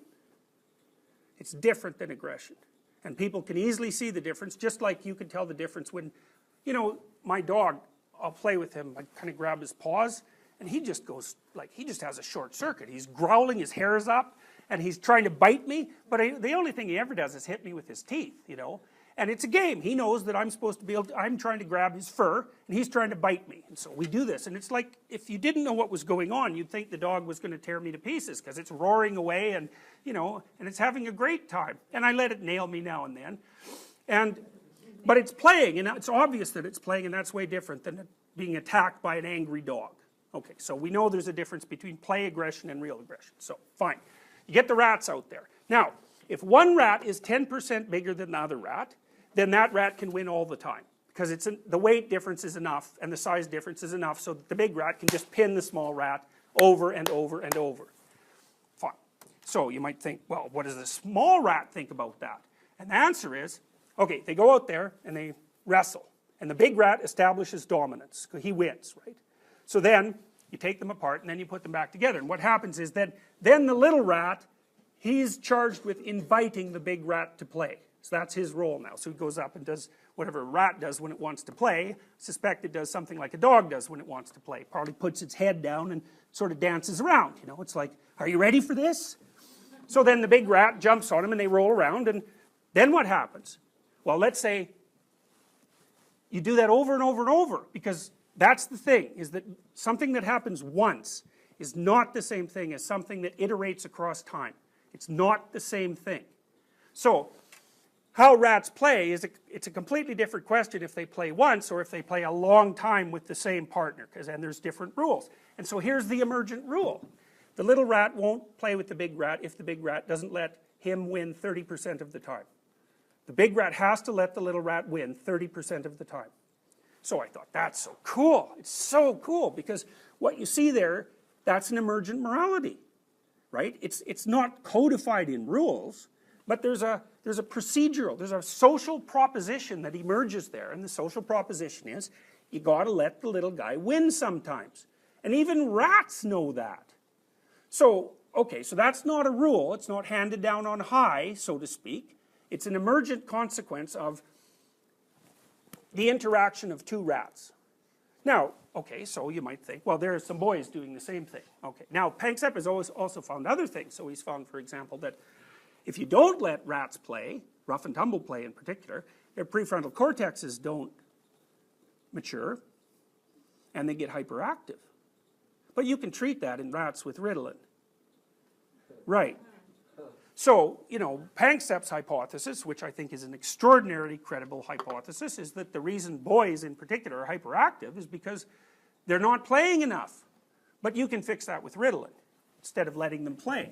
And what you do if you're going to let them play is you watch them, and they're going to like play, and sometimes they're going to get a bit too rough, and then you stop them. You say, like, no. If you play like that, the game won't continue. That's like a first part of moral rule. You have to play each game in a manner that lets the repetition of those games occur. And so that's why you would have to be a good sport, for example, right? Be a good sport. Why? What if I can win? Well, the question is, what does win mean? Does win mean you win this game? Or does win mean that you play this game in such a way so that the probability that you'll get invited to play more and more games as you mature increases? So it's two games at the same time, right? There's the game and the metagame. And what you're telling a child when you say, be a good sport, is you're saying, but you don't know this because you're not smart enough, and you know, what the hell do you know about metagames and so on and so forth. You say, well, be a good sport. Why? Well, because that's how to play properly. Hollow explanation. But the answer is something like, well, and maybe a parent will say this, because other kids won't want to play with you. You know, that's a reason, and that's getting somewhere with an explanation. You might have to say why, and then, you know, you decompose it, and the kid will probably not ask anyways, but the point is that there's a higher moral principle at stake, and you might say, well, why is it higher? Because one of the things you might ask yourself is, are some moral propositions higher than other moral propositions, right? Which is an anti-relativist claim. So there's only a binary answer to that. The answer is yes, some values are higher than others, or no, they're not. No means the hierarchy is flat and it can't be organized. Yes means either that the ordering is arbitrary and tyrannical, or that there's some other process at work that has that applies across wide ranges of contexts and situations. Now, Thomas Kuhn, who studied the structure of scientific revolutions, he said he never really figured out whether he was a relativist or a Piagetian, and he was kind of wishy-washy on the topic. Now, what Kuhn basically said was something like, science is a hierarchy, and now and then a revolution takes place at the highest level of abstraction. And usually that happens when there's a theory, and it's being applied to explain the world, and there's an anomaly that it doesn't explain. And for a while you can just ignore that anomaly. But then it gets more and more annoying and aggravating and takes full stage, and you can't explain it, and that means there's something wrong with your damn theory. And then, poof, someone comes along with another theory which explains that anomaly. Now, Kuhn was never sure if the new theory was better than the old theory, or what better meant, or if it was just a replacement for the old theory. It was like tool A didn't work, tool B works in this situation. Now what Piaget said though was that when he was talking about revolutions of the same type, so that'd be the stage transformation, he said, no, no, no. There's a rule for better. The rule is the new paradigm accounts for everything the other paradigm did, plus it accounts for some other things. And so why is it better? Well, there's a definition of better that's implicit in that. And so imagine that you knew something and it was only good one place at one time. It's like, great, that's a good thing. Let's say you replaced that with another thing you knew, and it was good in 3 situations at 3 different times. It's like, well, which of those are you going to use? All other things being equal. Well, why not use the one that works in more situations? And so we could say, well, a moral principle is superordinate to another moral principle if the superordinate principle works to facilitate the same ends across longer spans of time with more people. So then the question is, well, how should you play a game? And the answer is, what are you doing while you're playing a game? And one answer is, you're trying to win that game. Another answer is, you're trying to play that game. Another answer is, you're engaged in practicing a mode of playing that will enable you to play many games in many situations successfully. It's like, okay, which of those is most important? Well, it's obvious which is most important. If the game is worthwhile, which is what you propose, if you play it, you've already agreed to that, then obviously playing in a way that enables you to play more games of that type better is better. End of problem. So now you can think that through and see if there's any flaws in the logic, but people have been thinking about it for about 100 years, and I think that's about as far as it's got, and I can't see a hole in that. So, alright, so the boys are playing. Now you might think, what are they doing when they're playing rough and tumble play? Okay, so now I have played with kids that haven't had any rough and tumble play. And it's really hard to play with them, partly because they're easily frightened. You know, they'd like to play. I know how to play with kids. They'd like to play. They're pretty hepped up on it, you know, and they're really excited, especially about physical play. But they're awkward, you know, so you play with them, they stick their thumb in your eye, or, you know, or they cry really easily when nothing really happens, and like, they just don't have it together.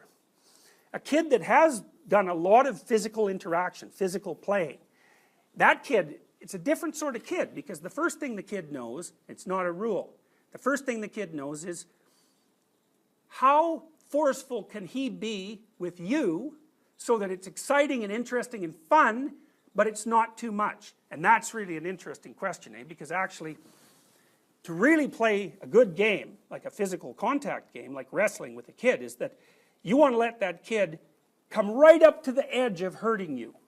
And the closer the kid gets to the edge, the more fun it is for both, because the kid will give you a whack and you go, you know, and it's good, you know, and then maybe he'll give you a harder whack to see if he can get away with it. And kids will often, they'll come up to you, whack you, and then run away, and then they'll look, okay? And if you're laughing, then they'll come back and try a harder one, and then, you know, they're doing it incrementally, because it's exploratory behavior, and part of the exploration is, okay, what are bodies like? And the answer to that is, well, what can you get away with doing to them? But it's a more sophisticated answer too, which is, what can you get away with doing to them in a way that allows you to continue to explore without fear or punishment and without blowing the whole game to bits? Okay, so how do you figure that out? You do not talk about it, because you can't. You have to act it out. It's like, so the kid's hitting you and wrestling and pulling your hair and doing all these things, and you're modifying its behavior very, very carefully and in minuscule detail, and then you get a kid who can like wrestle like mad, and they're fun to play with. They bounce around like a dog that won't bite you, you know. A good, well-trained dog you can really play with, and you can play with them rough, and it's a blast. The dog has a good time, the person has a good time, it's like, excellent, that's a socialized dog. So, the other thing that kids learns, which is quite cool, is what hurts them and what doesn't, and how afraid can they be and still have fun. So, you know, when you're wrestling with a kid, you put them, you know, you put them face down, you put your elbow on them, you bend them around, you throw them in the air and catch them, you know, you grab them by the leg and maybe you pull them over, and, you know, and what you're showing the kid is, here's a bunch of things that your body can do, and it's okay that they're being done. That it isn't going to hurt you, and you're not talking about it, you're showing them. And so the kid gets kind of confident about what he or she can withstand physically, and the difference between pain and not pain, and the difference between fear and not fear, and when something's threatening and when it's not. It's very sophisticated. It's very sophisticated behavior. And that's partly why kids love to play. Now, one of the things that's happened, which is, you know, an indication of a deep sickness in our society, is that I used to work at a daycare center, when I was about your age, because I really liked kids. And they liked to play with me because I know how to play with them. And so one of the things I would do with the little kids was I would draw them horrible monsters, right? Like big teeth things on. I just sketched them out. They weren't any works of art, you know, but those damn kids, they would line up to get a picture of a monster. Draw me a picture of a monster. Draw me a picture of a monster. It's like, they love those little pictures of monsters. So that was pretty funny. And the other thing I would do is play with them. You know, I'd take them out in the yard and grab an arm and a leg and spin them around or bend them over and, you know, twist them around, let them crawl on me. And there was always one kid in the group who couldn't do that, though. He's like, he hadn't been paid attention to enough, you know, so he was, I think he was like a Taoist uncarved block. Very vague and ill-defined and clunky. And so kid like that, you know, you'd sit down, it's so sad. You sit down and you're interacting with the kids, and that kid comes along, sort of lumping along, you know, like this, and they plop on your lap, and they're about as sophisticated as like a 6-month-old, you know, and they're quite annoying, you know, which is a horrible thing because they're so desperate for attention, and it's too late often by the time they're 4. It's like, good luck fixing that, man. It's not going to happen, you know, and those kids are just screwed. Because what happens to them is they're so lumpy and ill-formed and uncomfortable in their body and socially clueless and inattentive and blind and ignored and resentful that no other kids will play with them. And it's no wonder, because the other kids are way the hell up on the play development trend, and so they're bored stiff by them. It's like playing with a 9-month-old, which kids will do, you know, but that's not peer play. And so those kids just drift off. They stay on the outside of the peer group, and they never get into it. They never get into it. So, very, very ugly. And so now in daycare centers, you can't touch the kids. It's like, what the hell? You know, well, why? Well, because you can't distinguish play from molesting. It's like, who can't distinguish that? You know, and what are you going to do? You're going to deprive the kids of play because of your stupid paranoia. That's the whole process, right? Brilliant. Brilliant. You know, what you're doing is you're teaching children that adults are so dangerous that they can't be trusted to be near you. That's a lovely thing to teach children, especially because they're going to be adults. Yeah.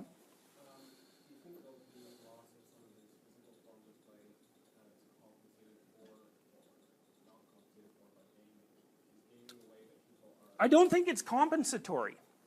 I think it's a different level of abstraction. So we're going to talk about that next.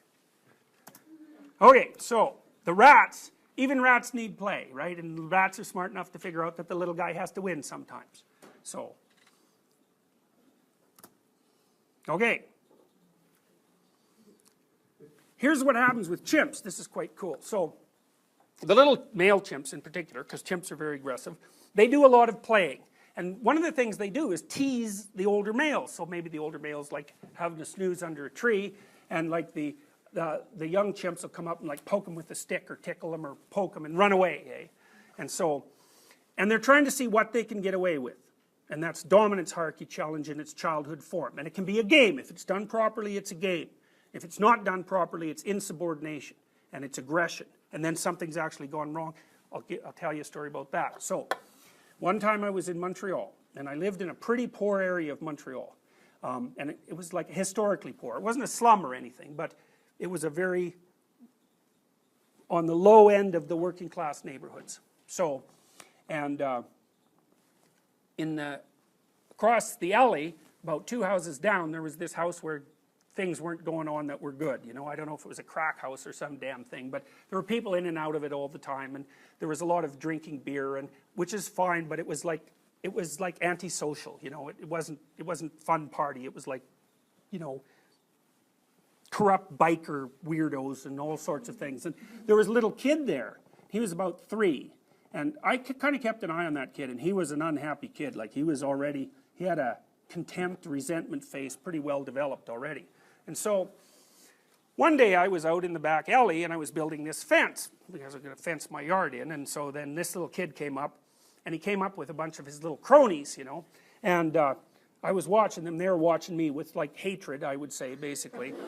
And, you know, so I was looking at one of the kids, and they were watching me hammer, and I motioned to the kid, I said, do you want to, I couldn't speak to him because he spoke Quebecois, and it was like Joual, which I can't speak French very well at all, and Joual, the real Joual, is like, no, I can't even hear what the hell that is, you know, so I motioned to the kid, you know, you want a hammer, and so he comes up, and he said in French, I'm going to steal this, and so he was tugging on it, and I thought, well, that's pretty weird, so he was looking at me mad, he's going to take this, he said, I'm stealing this.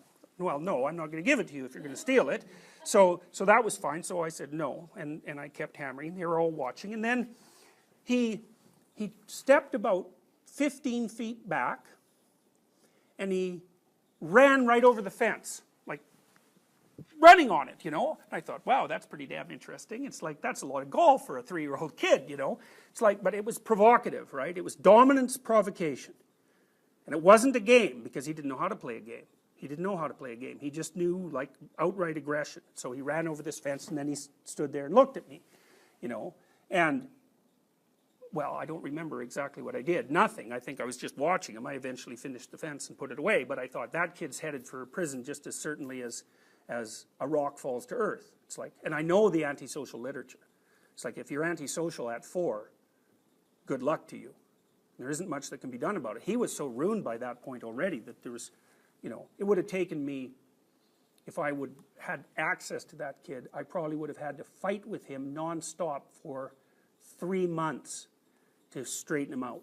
And it wouldn't have been pretty, you know, because he hated adults already, and he thought they were contemptible and useless, and that he could prevail over them, and that they were erratic, and you couldn't trust them to punish or reward or to pay attention, and there was no such thing as real social rules, and, you know, power dominated everything. It's like, and that was all in him, right? It was built into him.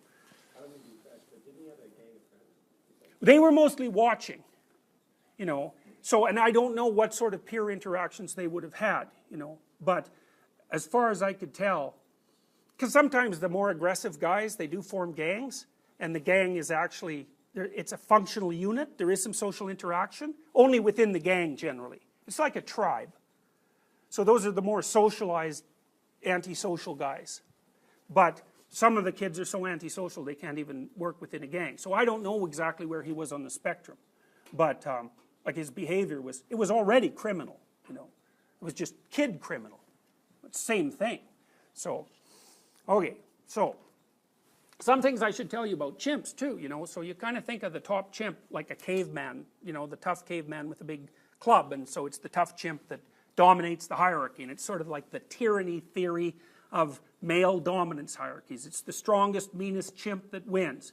Frans de Waal has been studying chimps for a long time, and he's found that that's just not true. What he found was what Piaget would suggest, which is that the chimps that only use aggression and dominance form hierarchies that are unstable and prone to revolution. So he tells one story, for example, of this chimp that climbed to the top. This was, I believe, in the Arnhem Zoo. And he was like brutal chimp, and he was a big, tough guy, you know. But he wasn't very good at consolidating his social relationships, say, with other male chimps or with the females. So, because he was too brutal for any of that. So he didn't engage in a lot of mutual grooming, say, with other males. Because one of the things you see in the chimps is the chimp males fight a lot, but they also groom each other a lot. So their relationship is more fractious and aggressive, and also more cooperative. So that's quite cool. But he had forgone most of that. He didn't pay much attention to the females. So what happened was that the 2 second-order chimps jumped him one day and tore him to bits. So that was the end of that. And it was brutal, brutal, brutal. I think they castrated him with their teeth, if I remember correctly, and tore him to shreds. And, you know, the rest of the troop was really agitated by this, and agitated for a long time afterwards. And chimps are brutal. Like, they'll catch colobus monkeys, and they eat them alive, and the things are screaming away, like, and they're unbelievably strong. Like, a chimp is about 6 times as strong as a grown man. And so you get near a chimp, boy, do not get near a chimp. Those things can break 300-pound test steel cables with their hands. They are super strong, and they're vicious. They're vicious. So, and a lot of what seems to inhibit chimp aggression is actually the dominance hierarchy. It's not clear that they have any limits on their aggression internally. So, and so chimps will, the male juveniles, sometimes in the company of females, will sort of patrol the edges of their territory, and if they come across a chimp from a different troop, and they outnumber them, they'll attack them and tear them into shreds.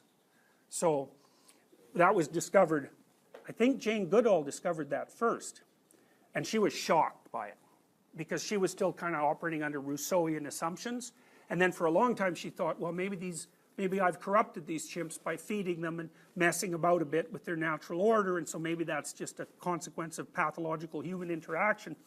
But then other chimp researchers reported the same sort of thing, and so that's really interesting, because it means that chimps do territorial raiding. And so that also means that, well, one thing it means, for example, is religion is not the cause of wars.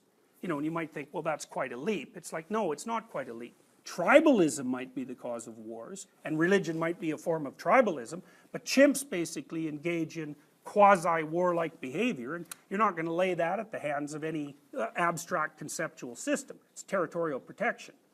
So, all right.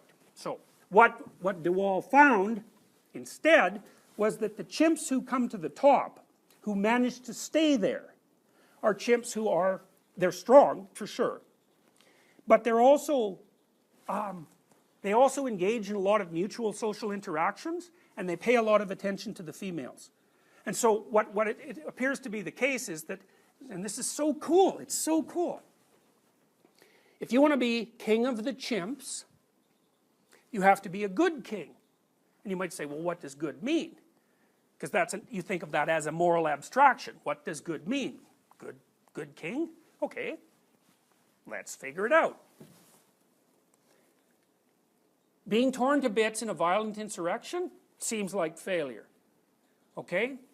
So, being constantly hounded from all sides because you're too rough and not social enough, that doesn't seem like an optimal solution.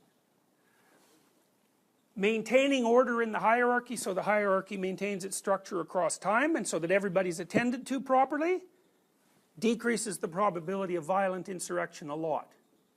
So you might think, well, what the chimp is trying to do, the chimp at the top is trying to structure the dominance hierarchy in such a way that it can maintain itself without violence in a productive manner with many individuals across large spans of time. Now, there's nothing abstract about that. Now, you might say, well, there may be different ways to do that. It's like, fine, yeah, there probably are. It's just like you can be a plumber or you can be a lawyer. You know, there are different ways, potentially, of solving that set of problems. But it's within a bounded universe. There are things you can't do. There may be many things you can do, but there's certainly things that you can't do. Okay, so then that's really useful to know, because what we can surmise from that, potentially, is that even higher order morality is something that emerges. It emerges as a consequence of social interactions between motivated beings across large spans of time, and that there's actually a pattern to that.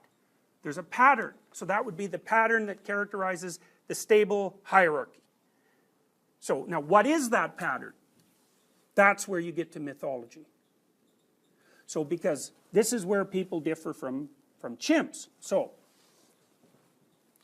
you might say, well, why did the chimps act the way they do? And you might say, well, that's because their parents acted that way. And then you might say, well, that's because their parents acted that way. And you can make that argument going as far back in time as you want. And I already made it at one point going all the way back to lobsters, right? 400 million years. That's a dominance hierarchy.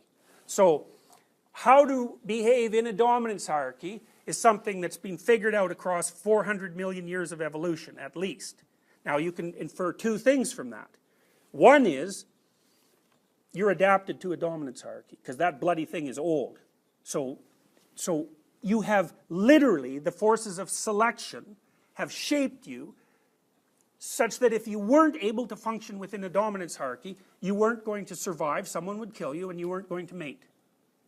Okay, so you're prepared for the damn dominance hierarchy. Now, the next thing is, you can observe and transmit information across the hierarchy because it's a living thing that continues across time. So it kind of has its own structure that perpetuates itself across the generations. So with the chimps, for example, the status of a family is heritable. Now, we don't know if that's a sociological phenomena or a biological phenomena or whatever, but it doesn't matter. It's still the case.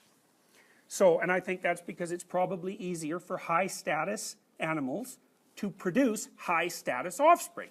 Obviously, why not? They have better access to everything, and they're more confident, so it stands to reason. Okay, then there's the constraints of the dominance hierarchy itself. Because it's a particular kind of structure, it has to operate within particular kinds of principles. Okay, so, we were chimps, and then our brains started to grow. We discovered how to use fire, we discovered how to use language, we discovered how to imitate each other, and we're really good at that. We discovered how to specify what someone is interested in by looking at where their eyes were pointing. And that's why we have whites around our iris. It's so that I can tell where you're looking, so I know what you're up to. Gorillas don't have that.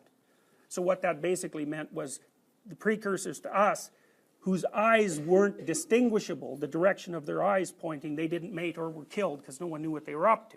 So we have all these abilities that are built right into our body. We build the hierarchies, they come up automatically, right? They emerge from the bottom. And then we watch them and infer the structure. And that's where we start getting into drama. So that's imitation, but complex imitation of long-term narratives. And then representations of the drama, and so that would be fiction. And then extraction of archetypal themes from the fiction, or the other way around. It might be that what we extracted out first were the archetypal themes. Makes more sense, really. And that would be the primordial religions. What's at the top of the dominance hierarchy? God. What's God? Well, it's a kind of ideal. It's a kind of ideal. You might think that this is an oversimplification. It was frequently the case, and I'll tell you the stories, that archaic people like the Sumerians conceptualized their leader as the incarnation of God on earth. And he had responsibility to act that way. It's a very common human cognitive operation, right? The Japanese were doing that right up to the Second World War. And they still do it to some degree. So it's like this is natural human thought. The leader is an avatar of God. What's God? We'll leave that question aside for now. What's a good avatar? Well, a good avatar is whatever has sovereignty and authority. Well, what is sovereignty and authority? Well, we're trying to figure that out. Sovereignty and authority is whatever stabilizes the dominance hierarchy with multiple members across large spans of time in a way that won't be overthrown. We don't know the answer to it because it's an ongoing investigation, and a lot of it's worked out at the behavioral level. But then once we started to observe it and tell stories about each other and imitate each other, we could start encapsulating that in stories. And so, what time is it? 3:11? Okay, one more sentence, I'll give you a break, then I'm going to tell you one of the world's great stories. Okay, so here's the idea. We're banging, so just like when I'm playing with my son, physically, we're trying to optimize the interaction. And the way we do that is by calibrating each other's strengths and weaknesses and each other's emotional reactions in a way that makes it fun and interesting and exciting and almost terrifying, and that in a way that both players really want the game to continue. Okay, how do you do that? Well, you can't say. You can say, well, you have to play fair. That's a reasonable proposition. You can't hurt the kid. You know, there's arbitrary things you can't do. You can draw out some general principles, but basically you have to figure it out on the fly. Okay, that's how we organize our hierarchies. We figure it out on the fly. But then what do? We watch those hierarchies over thousands of years and communicate about it. And so we're trying to figure out what the hell is it that we're up to, exactly. And then we even take it a bit further, which is not only what is it that we are up to, but what is it that we should be up to? It's like, how do you idealize the dominance hierarchy structure, and what should be at the top?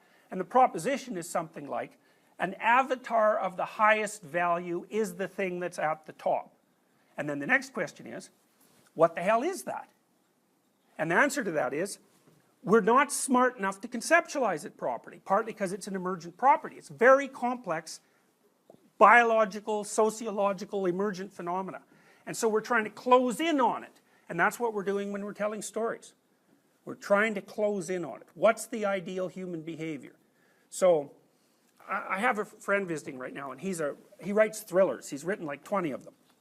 And he writes comic books like Batman and Wolverine and so on and so forth. And so, he's interested in... So the thriller genre, most of what he writes about are vigilante stories, you know, where someone is wronged, their family is threatened in some manner, maybe it's outside the normal strictures of the law, and they're supposed to do something about it. So I asked him what the hell he was up to, because he's a smart guy. I thought, well, why are you writing these thrillers? Why is that the genre that captures your interest? Very highly verbally intelligent, this guy, and he's very well educated. I thought, well, what are you up to? And he said, well, it seems to be something like this. I'm trying to figure out, so usually in a thriller, the force that is attacking the castle, the structure, the family, is some male gone mad. So it's like Animal Man, you know, some brutal psychopathic guy or a serial killer or some like arch criminal or something like that. Same thing you see in comic books. It's like, okay, that's like the masculine end of the monster. Okay, but then the protagonist, say, typical protagonist might be a man trying to protect his family. It's like, okay, what do you do when a monster attacks something that you love? Well, if you're just like made out of tissue paper and gelatin, you know, you just fall over and die, and then the monster comes in and steals everything you have and kills everyone, and that's the end of the story. It's like, okay, you have to meet force with force. Now that's a weird thing, eh? Because if you got a monster on the outside, and you're in the inside, and you're also male, we'll say, for this example, if you don't allow yourself to be the kind of monster that the monster is, he's going to win. So then the question is, how do you allow yourself to be the kind of monster that's capable of protecting things without turning into the monster? Well, so all his books are explorations of that. It's like, okay, here's a limit situation where even the rules aren't working. Your family's on the line, the law can't protect you. What do? Well, we don't know. Do you curl up and die? Do you hide in the basement? Do you make a safe room? Do you move to another state? You know, do you just take it? Do you fight back? Do you arm yourself? It's like, who knows, right? What's the right thing to do? Well, the right thing to do doesn't seem to be to let that win. Okay, so he's laying out variants, simulations of responses, you know, and he has all sorts of reasons for doing so. So that's partly what we're doing with stories, right? We're not only representing what it is that we're doing, and if we're not, you'd go and watch the movie and you'd say that wasn't very realistic. It has to be a good enough model of the world as it is so that you find it credible. It can twist a principle or two around and ask you to suspend disbelief for the purposes of exploration. You know, like what would it be like if you had X-ray eyes, you know? It's sort of like a superhero thing. And people will put up with that because it's an exploratory process, you know. You can't just break a bunch of rules arbitrarily, though, because people get bored of the story, right? It's not a realistic simulation. You're playing out simulations in a moral landscape. So, and I would say the simulations that have worked best are archetypal. So there's deep themes that are kind of, they're like templates, and they're somewhat vague. The details have to be filled in your own life. But there are broad narrative themes that are the fundamental framework within which the specific moral hierarchy that you need has to be built. That's the proposition. Okay, so now what we're going to do is we're going to look at those narratives. And so what we're trying to do, two things. We're trying to figure out what's the proper way to conceptualize the world if your problem is that you have to act and live in it. Question number one. Question number two is, if you're in the world and you have it conceptualized properly, how should you act? All right, and so that's what these stories are trying to solve. Now, are they correct? It's like they're low-resolution photographs. That's what they are. Or they're low-resolution movies. And people have been working on them for a long time. Now, there's a twist here, which I think is a very cool twist. The twist is, what is it that's necessary in a story for you to find the story compelling? Right? Because that's an interesting thing. It's like, obviously, you go to a movie, you say, man, I love that, or you go there and you think, that stunk, you know, I'd never inflict that on anyone. It's like, well, they're both stories, they're both expensive, they're both well-produced and sophisticated. One grabs your interest, you can't get away from it, and the other doesn't. It's like, why? What is it about some kinds of stories that grab you and won't let you go, and others that don't? Well, that's a complicated thing, but one of the things I'm going to posit is that not only does the dominance hierarchy have a structure that replicates itself roughly across time, but you're adapted to that structure, and part of that adaptation is that when you're presented with patterns of behavior that are general, but that also partake of the quality of being useful within dominance hierarchies, you're attracted to them. It's just like when you're a little kid, look, there must be people you admire, right? Think of someone you admire. Okay, why? Why do you admire them? So give me an answer. Like, If you pick someone you admired, why do you admire them? Just pick someone. Anybody got an answer to that? Okay. They emanate qualities that you think are respectful or pave the way for some potential for you. Okay, so that seems to be about right, eh? There's something about that. But it's interesting because often the admiration will emerge in the absence of articulated reasons for it. You know, it's more or less something that hits you rather than, and maybe you post hoc think, well, this is why, but it hits you. Now, there's been some experiments done, I think, with vervet monkeys. So you take vervet monkeys in a hierarchy, and you take photos of the low-ranking individuals, and you take photos of the high-ranking individuals, and then you show the vervet monkeys the low-ranking individuals, the high-ranking individuals. The vervets will look longer at the high-ranking individuals. So you might say, here's a hypothesis for you. If you see someone manifest elements of the rough pattern that across dominance hierarchies enables people to succeed, you'll be attracted to that, right? And that person, by focusing on that person, you can flesh out the archetype in some sense. You know, because a student asked me once, they said, look, if archetypal stories are real, why can't we just tell the archetypal story over and over, the same story? I thought, Jesus, that's a really good question. It's like, why would that be? And I would say, like, in primordial cultures, that does really happen.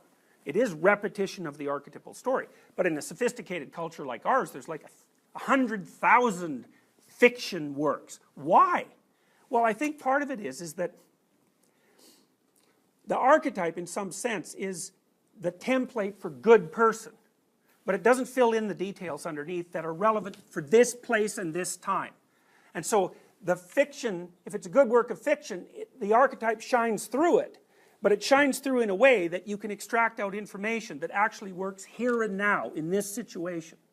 So you need both the archetypal representation, which is how to be a good person, and then you need information about the particulars of how to be a good person so that you can actually do that. And I think that what happens when you find someone you admire is they embody the archetype, but they've fleshed out the skills. And so if you watch them and copy them and apprentice yourself to them, then you can pull that in. And it's a great, magnificent way of developing, because it means that you can benefit from their experience without having to go through the same laborious process, hopefully, of acquiring that wisdom. That's why you go to university, right? In principle. Because it's easier to go to university and learn the information than it is to go out there and bang yourself out against the world and learn all these things the hard way, which you don't have time for. Yes?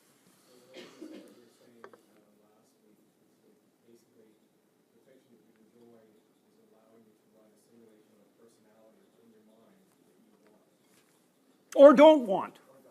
Yeah, because a good counterexample is also, sometimes a counterexample is even better.